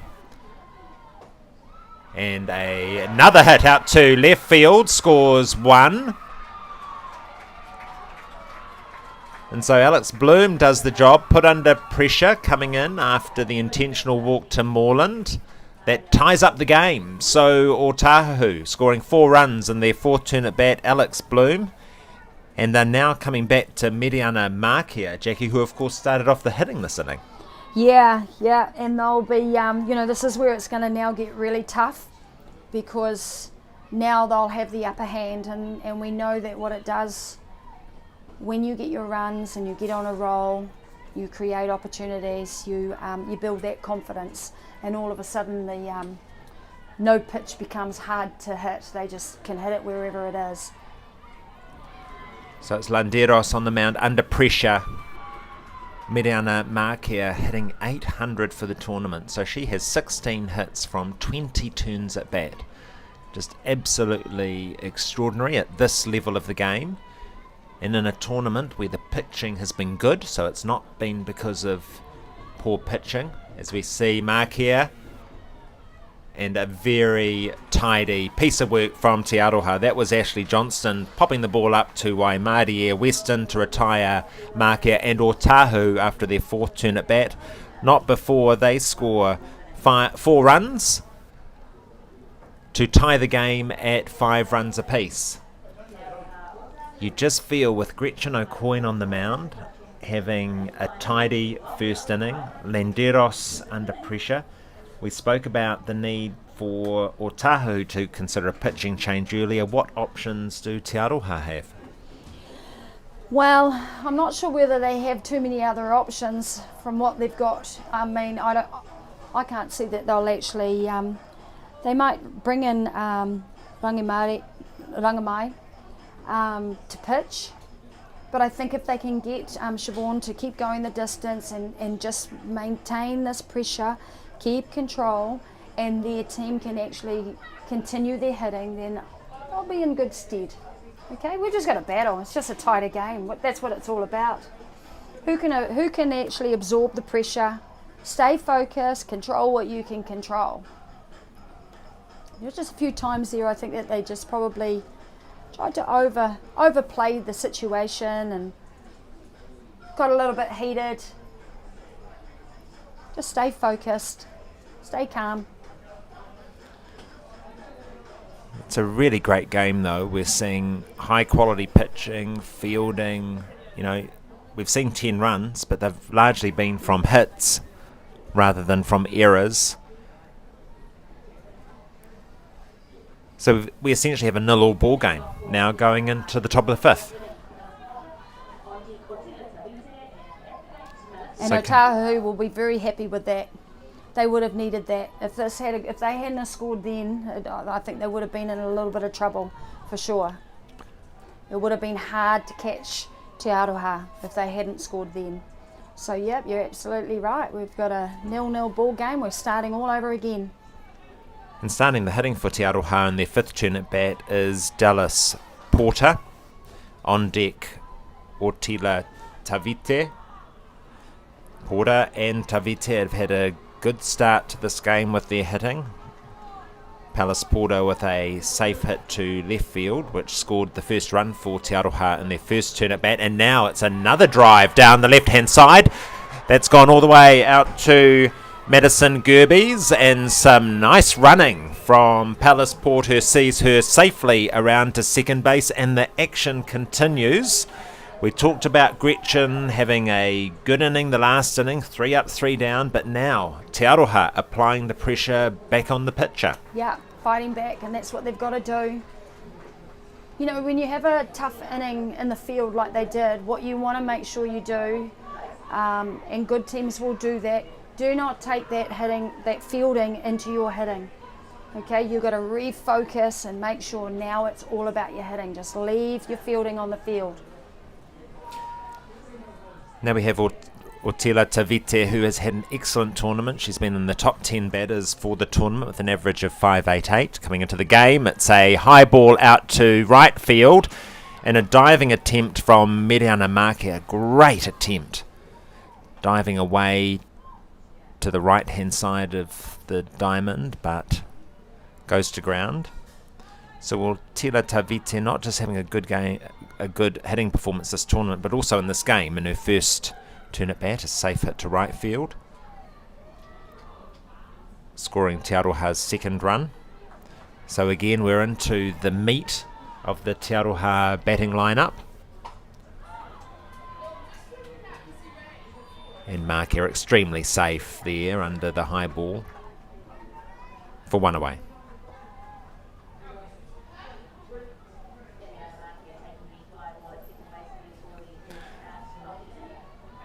And Tiarohar really just want to almost just slow things down. Just regather. It's Melissa Tupuiva into the batter's box. We talked earlier about how much Melissa likes to go after the early pitches. That one just a bit too far outside and low. Yeah, she's got good discipline in the batter's box.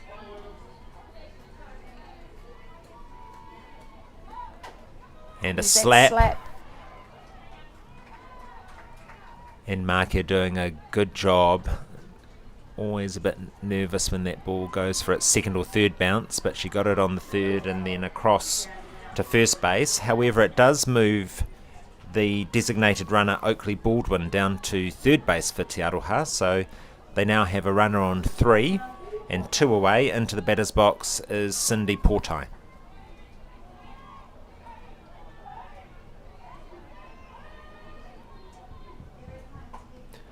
And she's gone after the first pitch, and luckily that has left the diamond.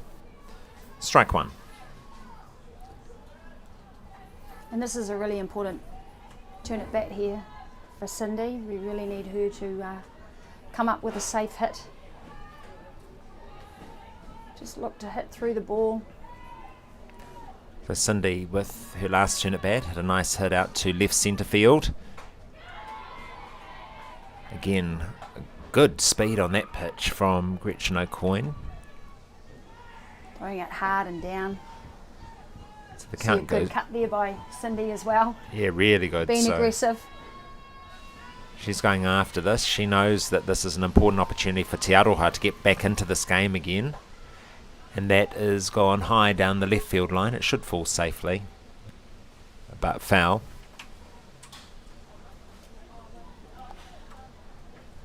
So we can see Gretchen's throwing a lot of down, throwing some drop balls, and just see Tiarohar getting under that ball. They really need to get down and get their bat on the right plane so that it can actually hit through that drop ball. So Oakley Baldwin running on third base, Cindy Portai in the batter's box, and it's fouled away again. And the difference with these experienced players, Jackie, even with an 0-2 count like Cindy is, she's not going to go after bad pitches like perhaps some of the younger players might. She knows the zone extremely well. She'll still just go after the good ones. And that was a great pitch, a change of pace that time from Gretchen O'Coin. Retires Tiarohar after their 5th turn at bat. Palace Porter with a nice hit out to left field.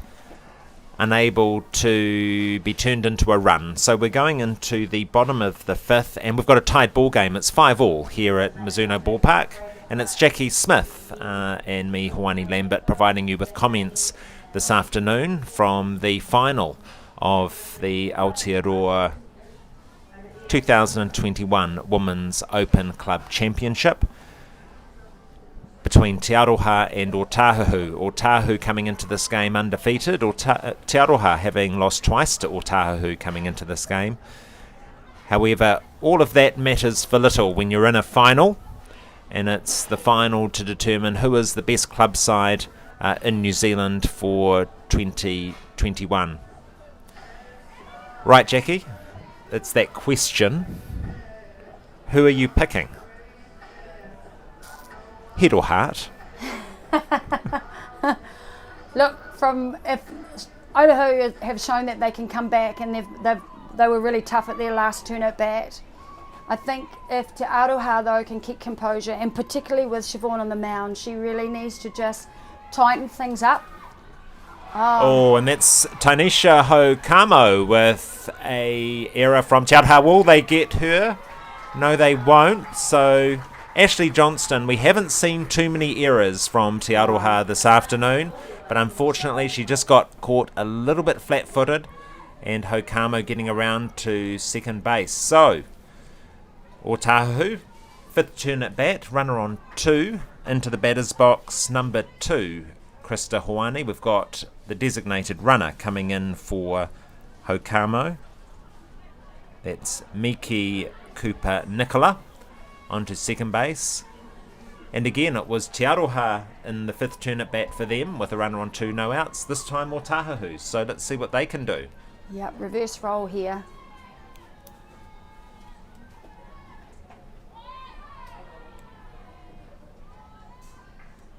And Krista will be wanting a little bit of a revenge here. She'll certainly be wanting to ensure that she has a good turn at bat this time round. With that unfortunate called out for interference, her last turn at bat. It's a fly ball, and Lara Andrews nice and tidy. So a bit of contention in the last field for Tiarohar. They seem to be struggling with some of the calls from the plate umpire.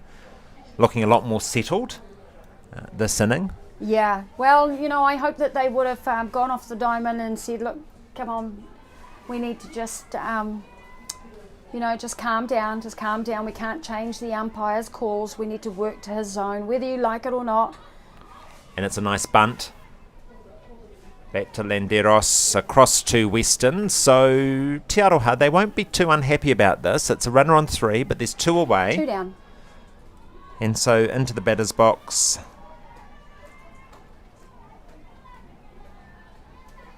is number 20. So Sarah Ponga came in for Tamsin Smith in the last inning. She's remained on the field and in the batter's box, replacing Tamsin Smith. Yes, being the children of umpires, Jackie, we learned early on, didn't we, that you're very unlikely to win the argument. That's right. Yep. You can challenge as much as you like. You're better to save your energy. But I think particularly with the strike zone, all joking aside, but particularly from the plate, you have to adapt to their zone. We all have our own, what we think it might be, but it is what it is. So Sarah Ponga, she really got that rally going in the last inning. So if you remember, she actually scored the first run of the last inning, getting Mediana Marquia across the plate. That's popped up again, but it's out of the enclosure. So she's been rewarded by being kept in the game. Yeah, and good on her too. That's what you want. They brought her into to bat, and I believe she hit the ball solidly down right field. Got the rally going. So Awesome. Why wouldn't you reward someone and keep them in the game? And that's what they want. That's what they need at the moment. They need hitters, and they're hitting. Tavete just doing a great job behind the plate there, Jackie. Again, a ball into the dirt. She's blocking it with her body. Yeah. Runner on 3. These are the plays that really make the difference in games like this. That's it. That should be a catch. Nice loud call by Melissa. So the difference there, we saw confusion from Otahuhu in previous innings, but Melissa with a great call, allowing Lewin just to take a deeper arc behind her to provide the coverage. And like Tiarohar, Otahuhu with a batter getting on early with no outs, but unable to turn it into a run. So both teams going through their 5th turn at bat scoreless. We're going into the top of the 6th, and it's all tied up. 5 runs all here at Mizuno Ballpark.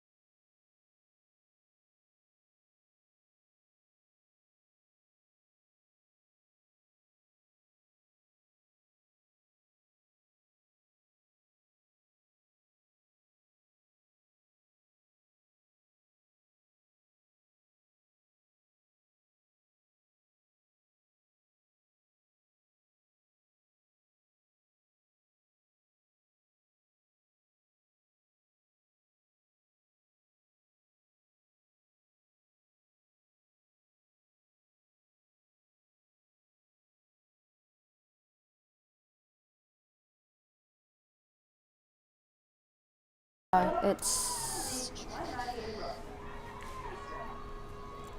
So we're into the top of the sixth. Tiarohar batting with Nadia Otahuhu at the plate for strike one. So Jackie, I don't know if you gave me a clear answer, did you? Around when I said, who are you picking to take this one out? We're in the top of the sixth. oh gosh, I'm not allowed to sit on the fence, am I?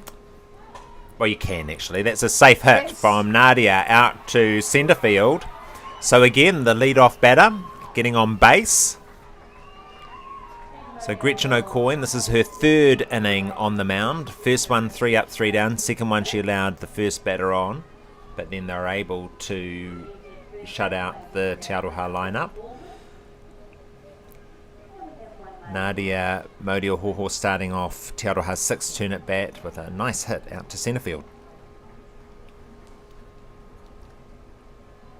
Yeah, so look, we know that strong pitching, good pitching will keep you in a game. It's always tough offensively when you come up against good pitching to create opportunities. But if Tiarohar can do that, and if they can put pressure on Otahuhu, which they have shown that they have, but they didn't face Gretchen earlier in the game, so that's where they scored the runs. If they can score a run here, then absolutely they will be favourites to take this game out. So Waimarie Western is number 9 in the Tiarohar lineup, so we'll be heading to the top of the Tiarohar lineup after Waimarie.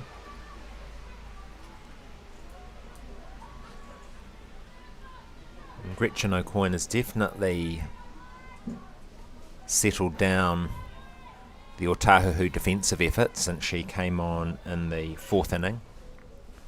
Oh. 7 batters faced, just the one hit. No runs scored since Gretchen joined the game. And her hitters responded through that big rally from Otahuhu in their fourth turn at bat, where they scored 4 runs to tie up this game.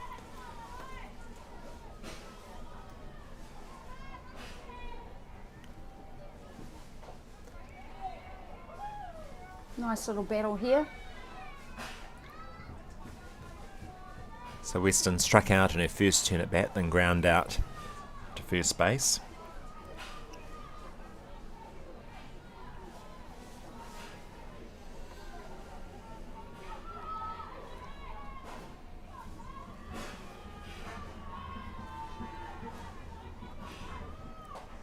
That's a little bit high. Weston not tall. No, but that's that pitch that Siobhan was not happy with, that the umpire wasn't giving, so it's good to see consistency, that he also isn't giving that to Gretchen O'Coin either. And Weston battling well, Jackie. It's 2 balls, 2 strikes. She's being selective. And with someone like Gretchen who actually throws the ball hard, you actually don't have to swing quite as hard or as fast. If you just make contact, right, the ball will actually move. Just getting under that pitch there, unfortunately. And a fly ball. Fly ball from Waimarie Weston. That's the first out of the 6th inning for Tiarohar, but now they're back at the top of their order. Jackie, it's Caitlin Lewin. Yeah, and this is a good position to be in, although they'd be probably wanting to get that runner down to second to get her into scoring position with Caitlin Lewin in the batter's box. Let's see what happens here though, but this is a good position to be in at the top of your batting order where your strength is. So it's Caitlin Lewin followed by Ashley Johnston. And there's that high pitch again, Jackie, and as you were saying, the umpire being consistent. Well, it just means too, though, actually, in fact, you'd almost thank the umpire because you can say, well, actually, he's taking the pitch out of the game. We won't swing at it, so Gretchen has to bring the ball down, so we're looking down. There you go. Oh, and that's a nice drive from Caitlin Lewin down the left-hand side. So Caitlin Lewin, she's been to the plate 3 times in this game so far. Gotten on once on an error, 2 ground outs, so she may be due.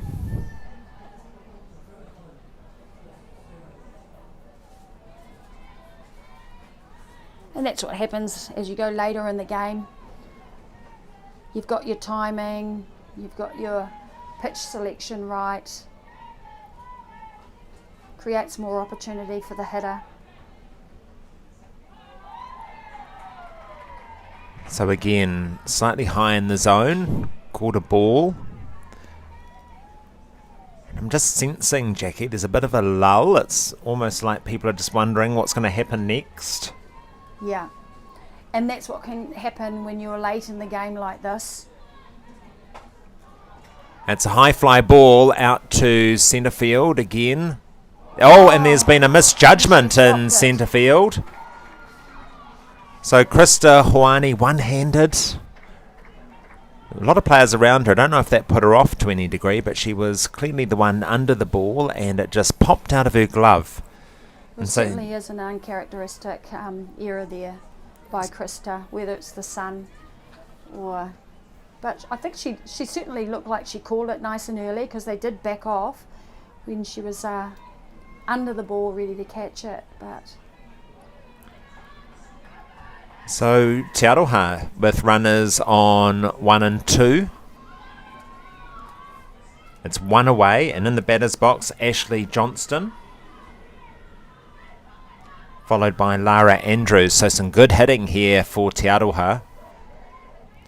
And you've got to think, Jackie, that given we're now in the 6th inning, they'll be wanting to make sure that they score at least 1 run with runners on 1 and 2 and 1 away. Yeah, that's what they'll be wanting to do. And they're in a really good position here. Really good position. But you got to, I guess we're going late in the game. I think you're right. It feels like there's a little bit of waiting to see what's going to happen. Maybe what we need to do and see from Tiarohar is actually make something happen. Let's make something happen. Let's be aggressive. They've certainly got the opportunity right here. And so it's Johnston with a ground ball down to third base. They've gone for the double and safely down at 3. So I think I couldn't quite see from where I was, but I think they successfully got the force out at third base. But some nice running from Tiarohar meant that they've safely got their runner from first down to 3. So Tiarohar with runners on the corners in the 6th inning with 2 away. That's right. So very good base running again, aggressive by Caitlin Lewin, and that's what we just talked about. Is like someone needs to make something happen here. Just be a little bit risky, and she did. She certainly put some pressure on, and unfortunately, third baseman just fumbling that ball on that throw down to 3. So Lara Andrews now.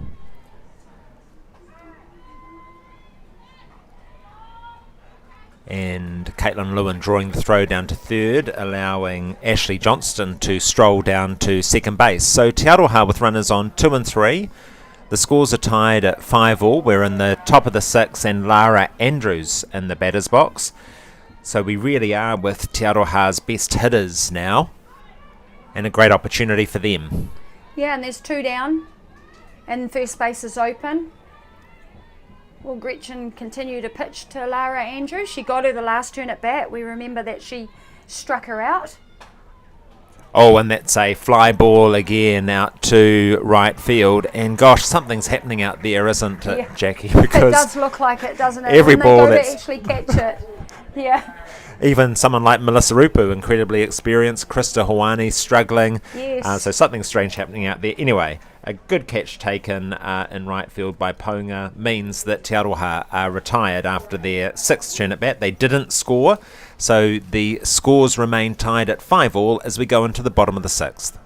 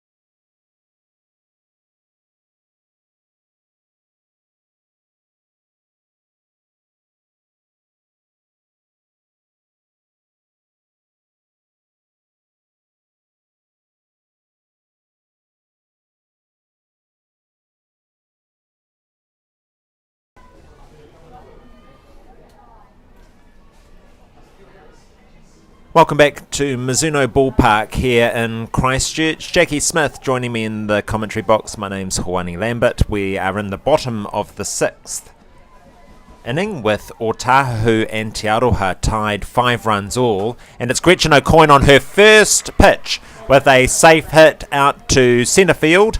A great piece of batting, Gretchen O'Coin, to kick off Otahuhu's 6th turn at bat.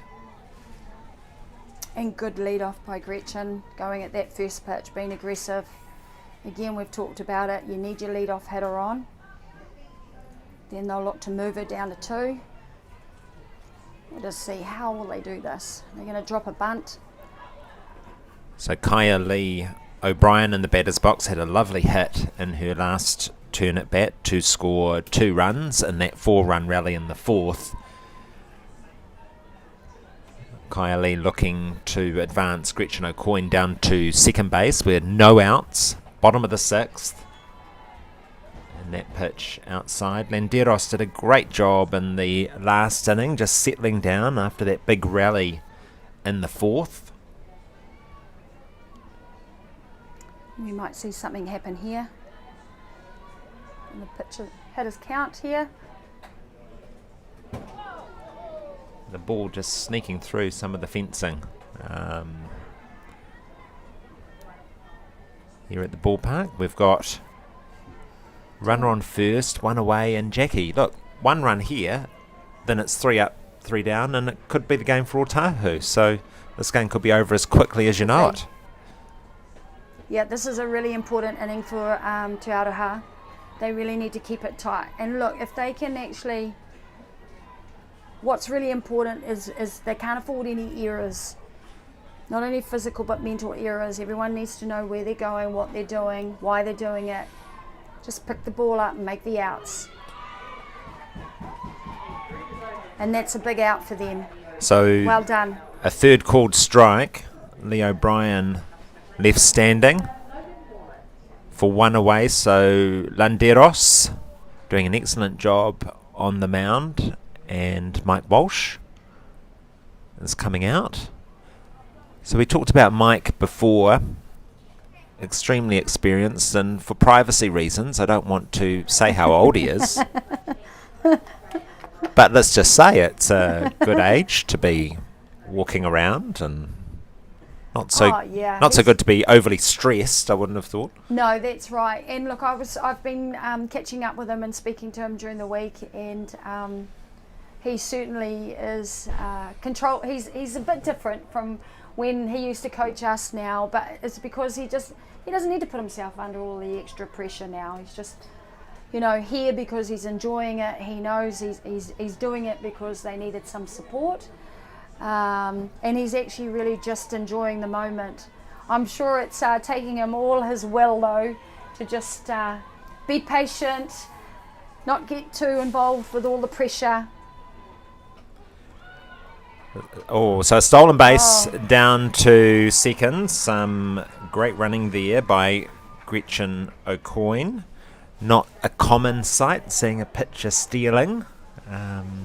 No, but look, she's an all-rounder. She's quite capable of stealing, and that could be actually what they may have thought. So the question, I think, being asked is whether or not they will put Moreland on to first base.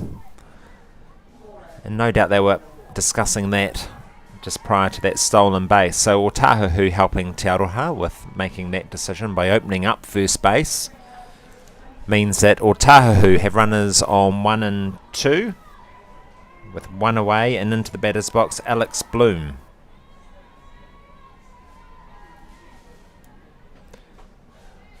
We spoke in the last inning about Tiarohar moving into the powerful part of their order. Well, now it's Otahuhu's turn. We've got Alex Bloom, followed by Mediana Marquia, followed by Tanisha Hokamo. A lot of power coming up for Otahuhu. And she showed her speed. Goodness me. So Alex Bloom really showing wheels, getting down to first base. It was a tidy piece of fielding from Landeros to collect the ball, throw it down to first, but she just could not beat Alex Bloom. So We did say maybe 2 rallies from Otahuhu. We saw 1 in the 4th. Could this be their second here in the 6th? Otahuhu with loaded bases. We're in the bottom of the 6th. This is a really important part of this game. Tiarohar only have 1 turn at bat left. And in the batter's box, the tournament's top batter, Mediana Marquia.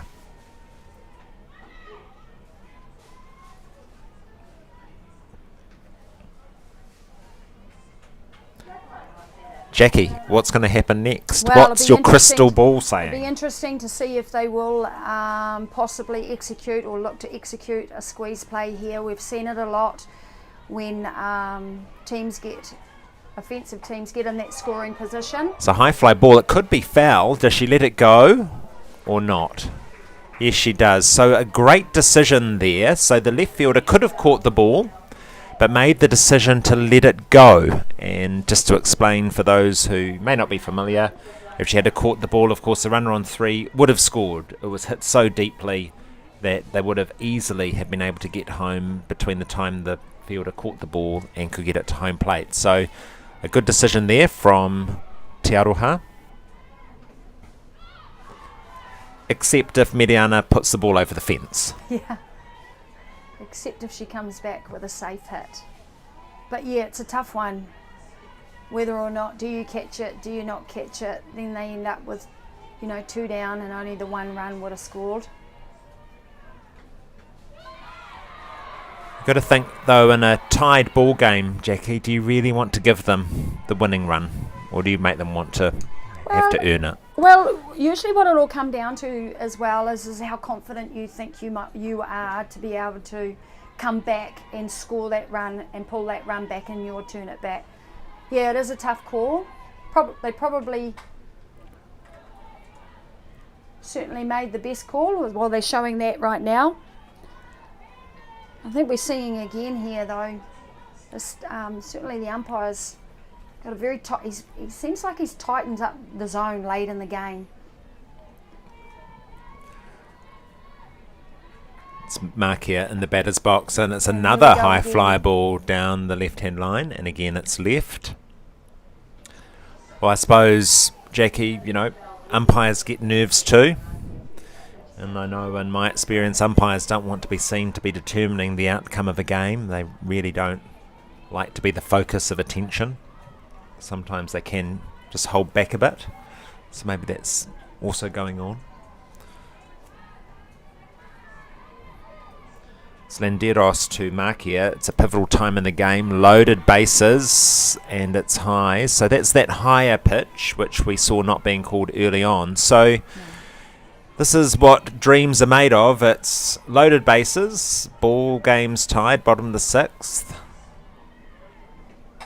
And it's a fly ball. It's caught by Melissa Upu, and they'll oh no!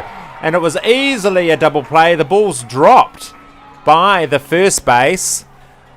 I almost thought that if Melissa had thrown it hard and firm, it might have gotten there, but my gosh, that's been dropped at first and allowed a go-ahead run to score for Otahuhu. So if that double play had been completed, that would have been the end of the turn at bat. But unfortunately it wasn't, and Otahuhu capitalised on the error, and they go ahead by 6 runs to 5.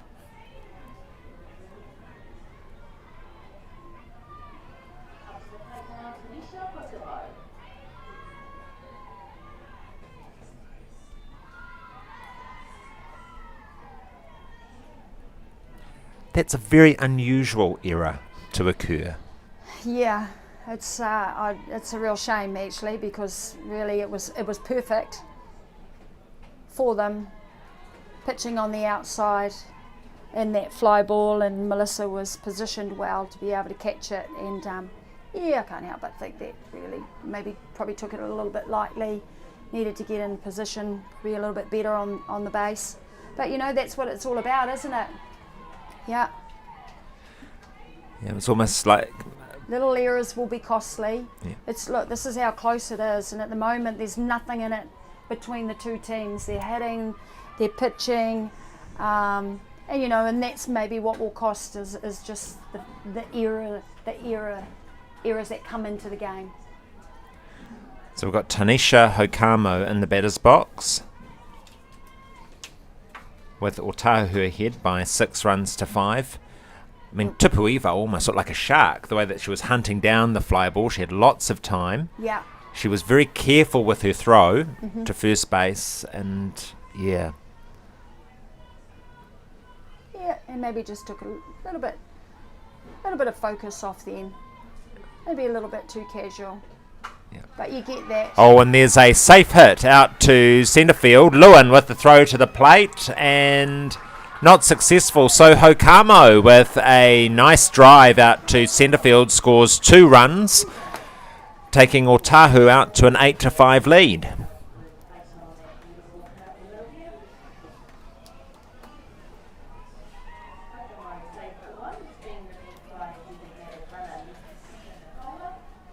So if the double play had been completed, we would have been 5-all, Jackie. But for the sake of one error, we're now Otahuhu with 8 runs to 5. They still have a runner on first base.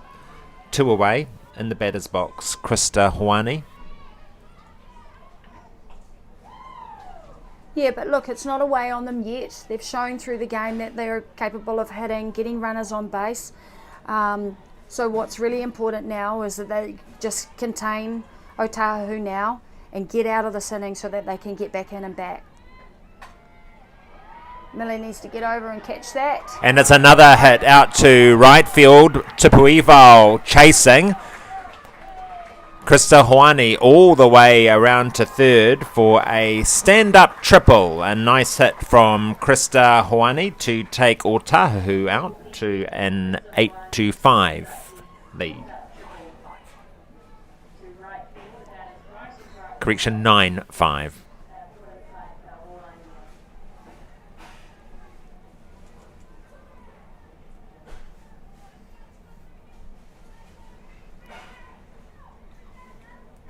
So you can just see as well, they seem to be getting to that outside pitch. There's a few hits that have gone to the right side of the field, so the game plan had changed as opposed to pitching on the inside as they were very early in the game.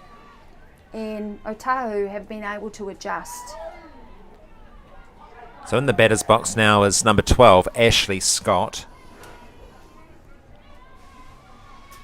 Otahuhu leading 9 runs to 5 with a runner on third base, 2 away.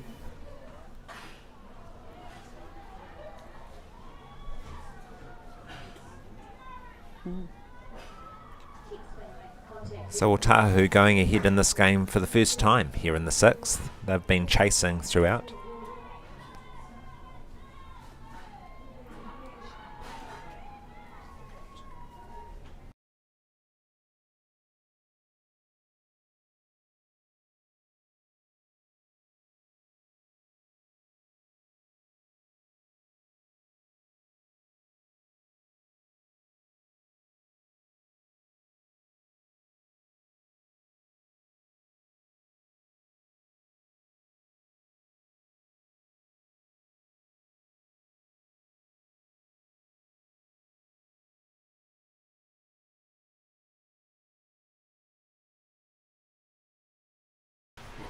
It's all good. And another safe hit to centre field. So Otahuhu really putting down the hammer here in the bottom of the 6th, scoring their 5th run. Yeah, and they're just really applying the pressure, aren't they? They've had opportunities, they've got runners on base, and now, as we talked about earlier on, how they're, it's important that you string hits together. And that's what they've been able to do, is actually score those runners, not leaving any runners on base. So Sarah Ponga comes into the batter's box. Otahuhu threatening to go right through their batting lineup here in the bottom of the 6th. Gretchen O'Coin on deck, who started us off with a safe hit in their 6th turn at bat.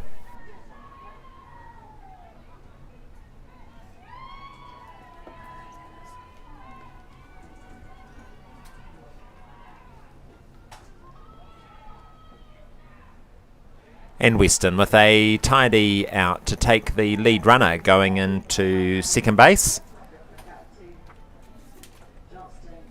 And so that retires Otahuhu after their 6th turn at bat. And now we're going into the 7th. It's Tiarohar's last turn at bat as they try to chase down 4 runs to even up the game here at the Women's Open Club Championship in Christchurch.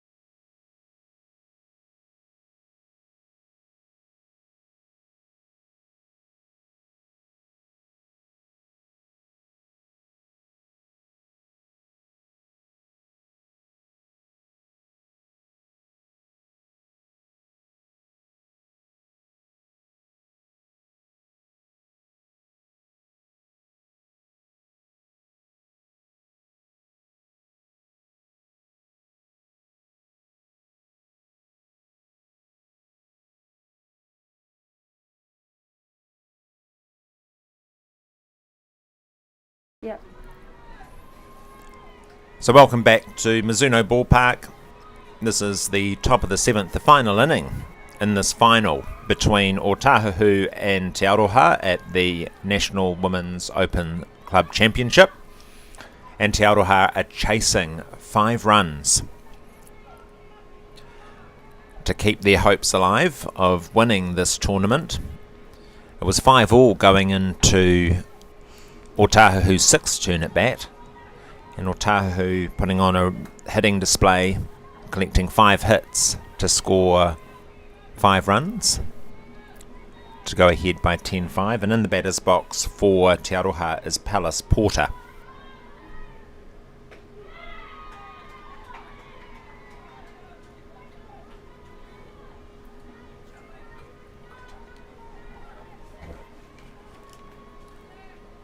So Jackie, we were 5-all, now we're in the top of the 7th, and 3 up, 3 down for the game for Otahuhu, the way things can turn so quickly. Yeah, that's right, and that's the name of the game really. It's, that's what can happen.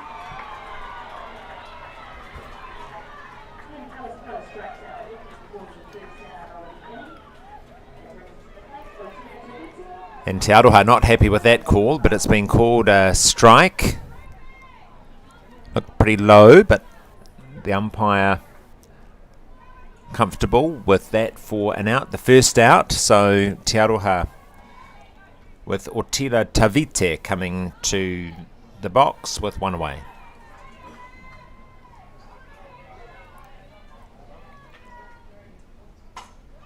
And it's a high fly ball out to centre field. It's going to clear the fielders, and Tavite, who has had such a good tournament with the bat, a stand-up double. And is that what Tiarohar need to spark off a rally here in the top of the 7th?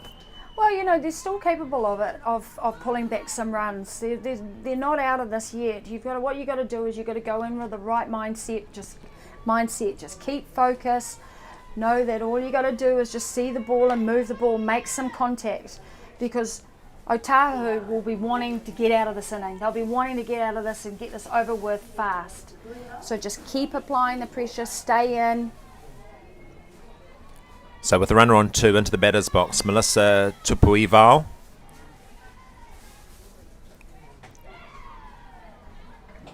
Called a strike. So not impossible, but a lot of work to be done here by Tiarohar in the 7th. Yes, a lot of work to be done, but they can do it.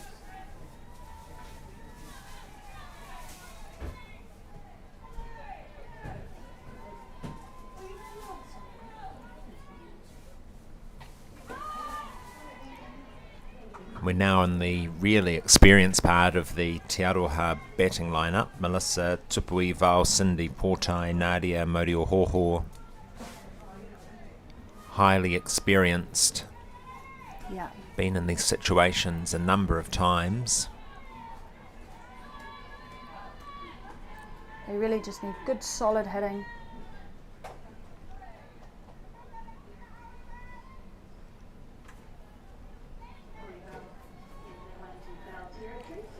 So the count on Melissa Tupuival goes to 0-2 with a runner on second base.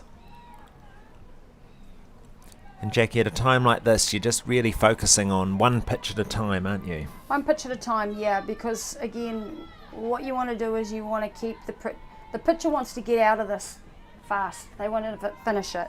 They're gonna go at you. So you just have to have really good discipline and keep the pressure on them. Take it off you. Just see the ball, hit the ball.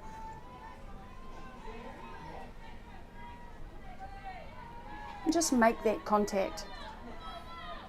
So Gretchen O'Coin is yet to concede a run since she came on in the fourth inning, as Tupuival grounds the ball to O'Coin across to Hokamo for 2 away.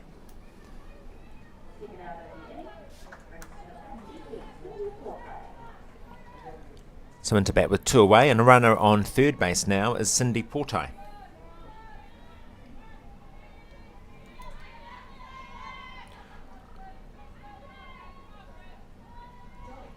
It's always hard at this stage, isn't it, to think that the game may have gotten away on you. So you start to lose a little bit of focus, and it's unfortunate, isn't it, Jackie, that for a score like this, 10-5, it's unusual that you can pinpoint one moment. But sadly, in this one, you can.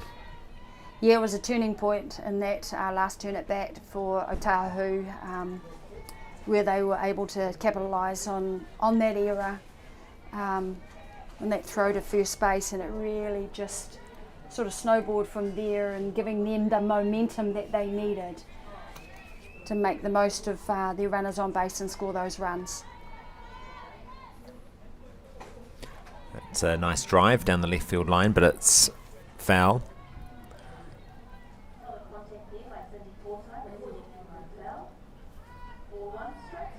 So really important for Cindy just to have a good turn at bat here. Still not over yet. Score that run from 3. So these players, they'll be looking forward for the White Sox squad members. I think they go into camp pretty soon. So we see a fly ball go up. It's Marquia with the catch, and Otahuhu with a well-deserved win in the final here at Mizuno Ballpark. They've won the game by 10 runs to 5, following a great rally by them, collecting 5 runs in their 6th turn at bat. And Jackie Smith, although the end was a little bit of an anticlimax, there was a lot of good softball played today.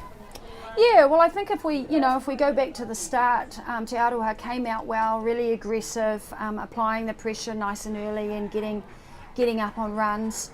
And Otahuhu had a plan where they started Lauren Parker and looking to make that change, which we talked about, right? If we need to, we're going to make the change. We're going to bring Gretchen in later in the game, and so that worked for them. Going into that 5th inning is a 0-0 ball game, as we saw, and you and I talked about it. It just felt like there was a little bit of a lull, and who was actually going to be the first to apply the pressure to create what we saw were errors in the field. And then that team, obviously Otahuhu, making the most of that opportunity, and they really actually just sort of ran away with it in that inning. It was almost just a bit too far out in front, and TA just didn't have enough time to pull those runs back. So well done to Otahuhu. Also well done to obviously TA for taking it to them today. So not often we get to make history in our sport, but today is historic. Otahuhu, it's their first time that their name will appear on the trophy as the National Women's Open Club Championship. What a great achievement. Absolutely, and look, they'll be really happy with that. They've had, and like most teams, you know, it's a long season, and it's a long season where you are building up to a moment like this, but it's not over until the final call, right? And so they'll be really pleased, and their club will really be really pleased as well. Otahuhu has, been going now for quite some time. Real supportive club of their players, and they'll be happy with that. Well, although I'm from the Hutt Valley, I've got a real soft spot for Otahuhu and the people of South Auckland who have had to battle so hard through these last few months with COVID responses, community outbreaks, and to see one of their own teams win the 2021 National Women's Open Club Championship. Congratulations, Otahuhu the team, Otahuhu the community, and thank you for watching this coverage from Mizuno Ballpark here in Christchurch. Thanks, Jackie, for your time this afternoon, for your expert comments. I would have been totally stuck if you weren't here, so thank you. And to all of you, have a wonderful winter, and we look forward to seeing you again next summer.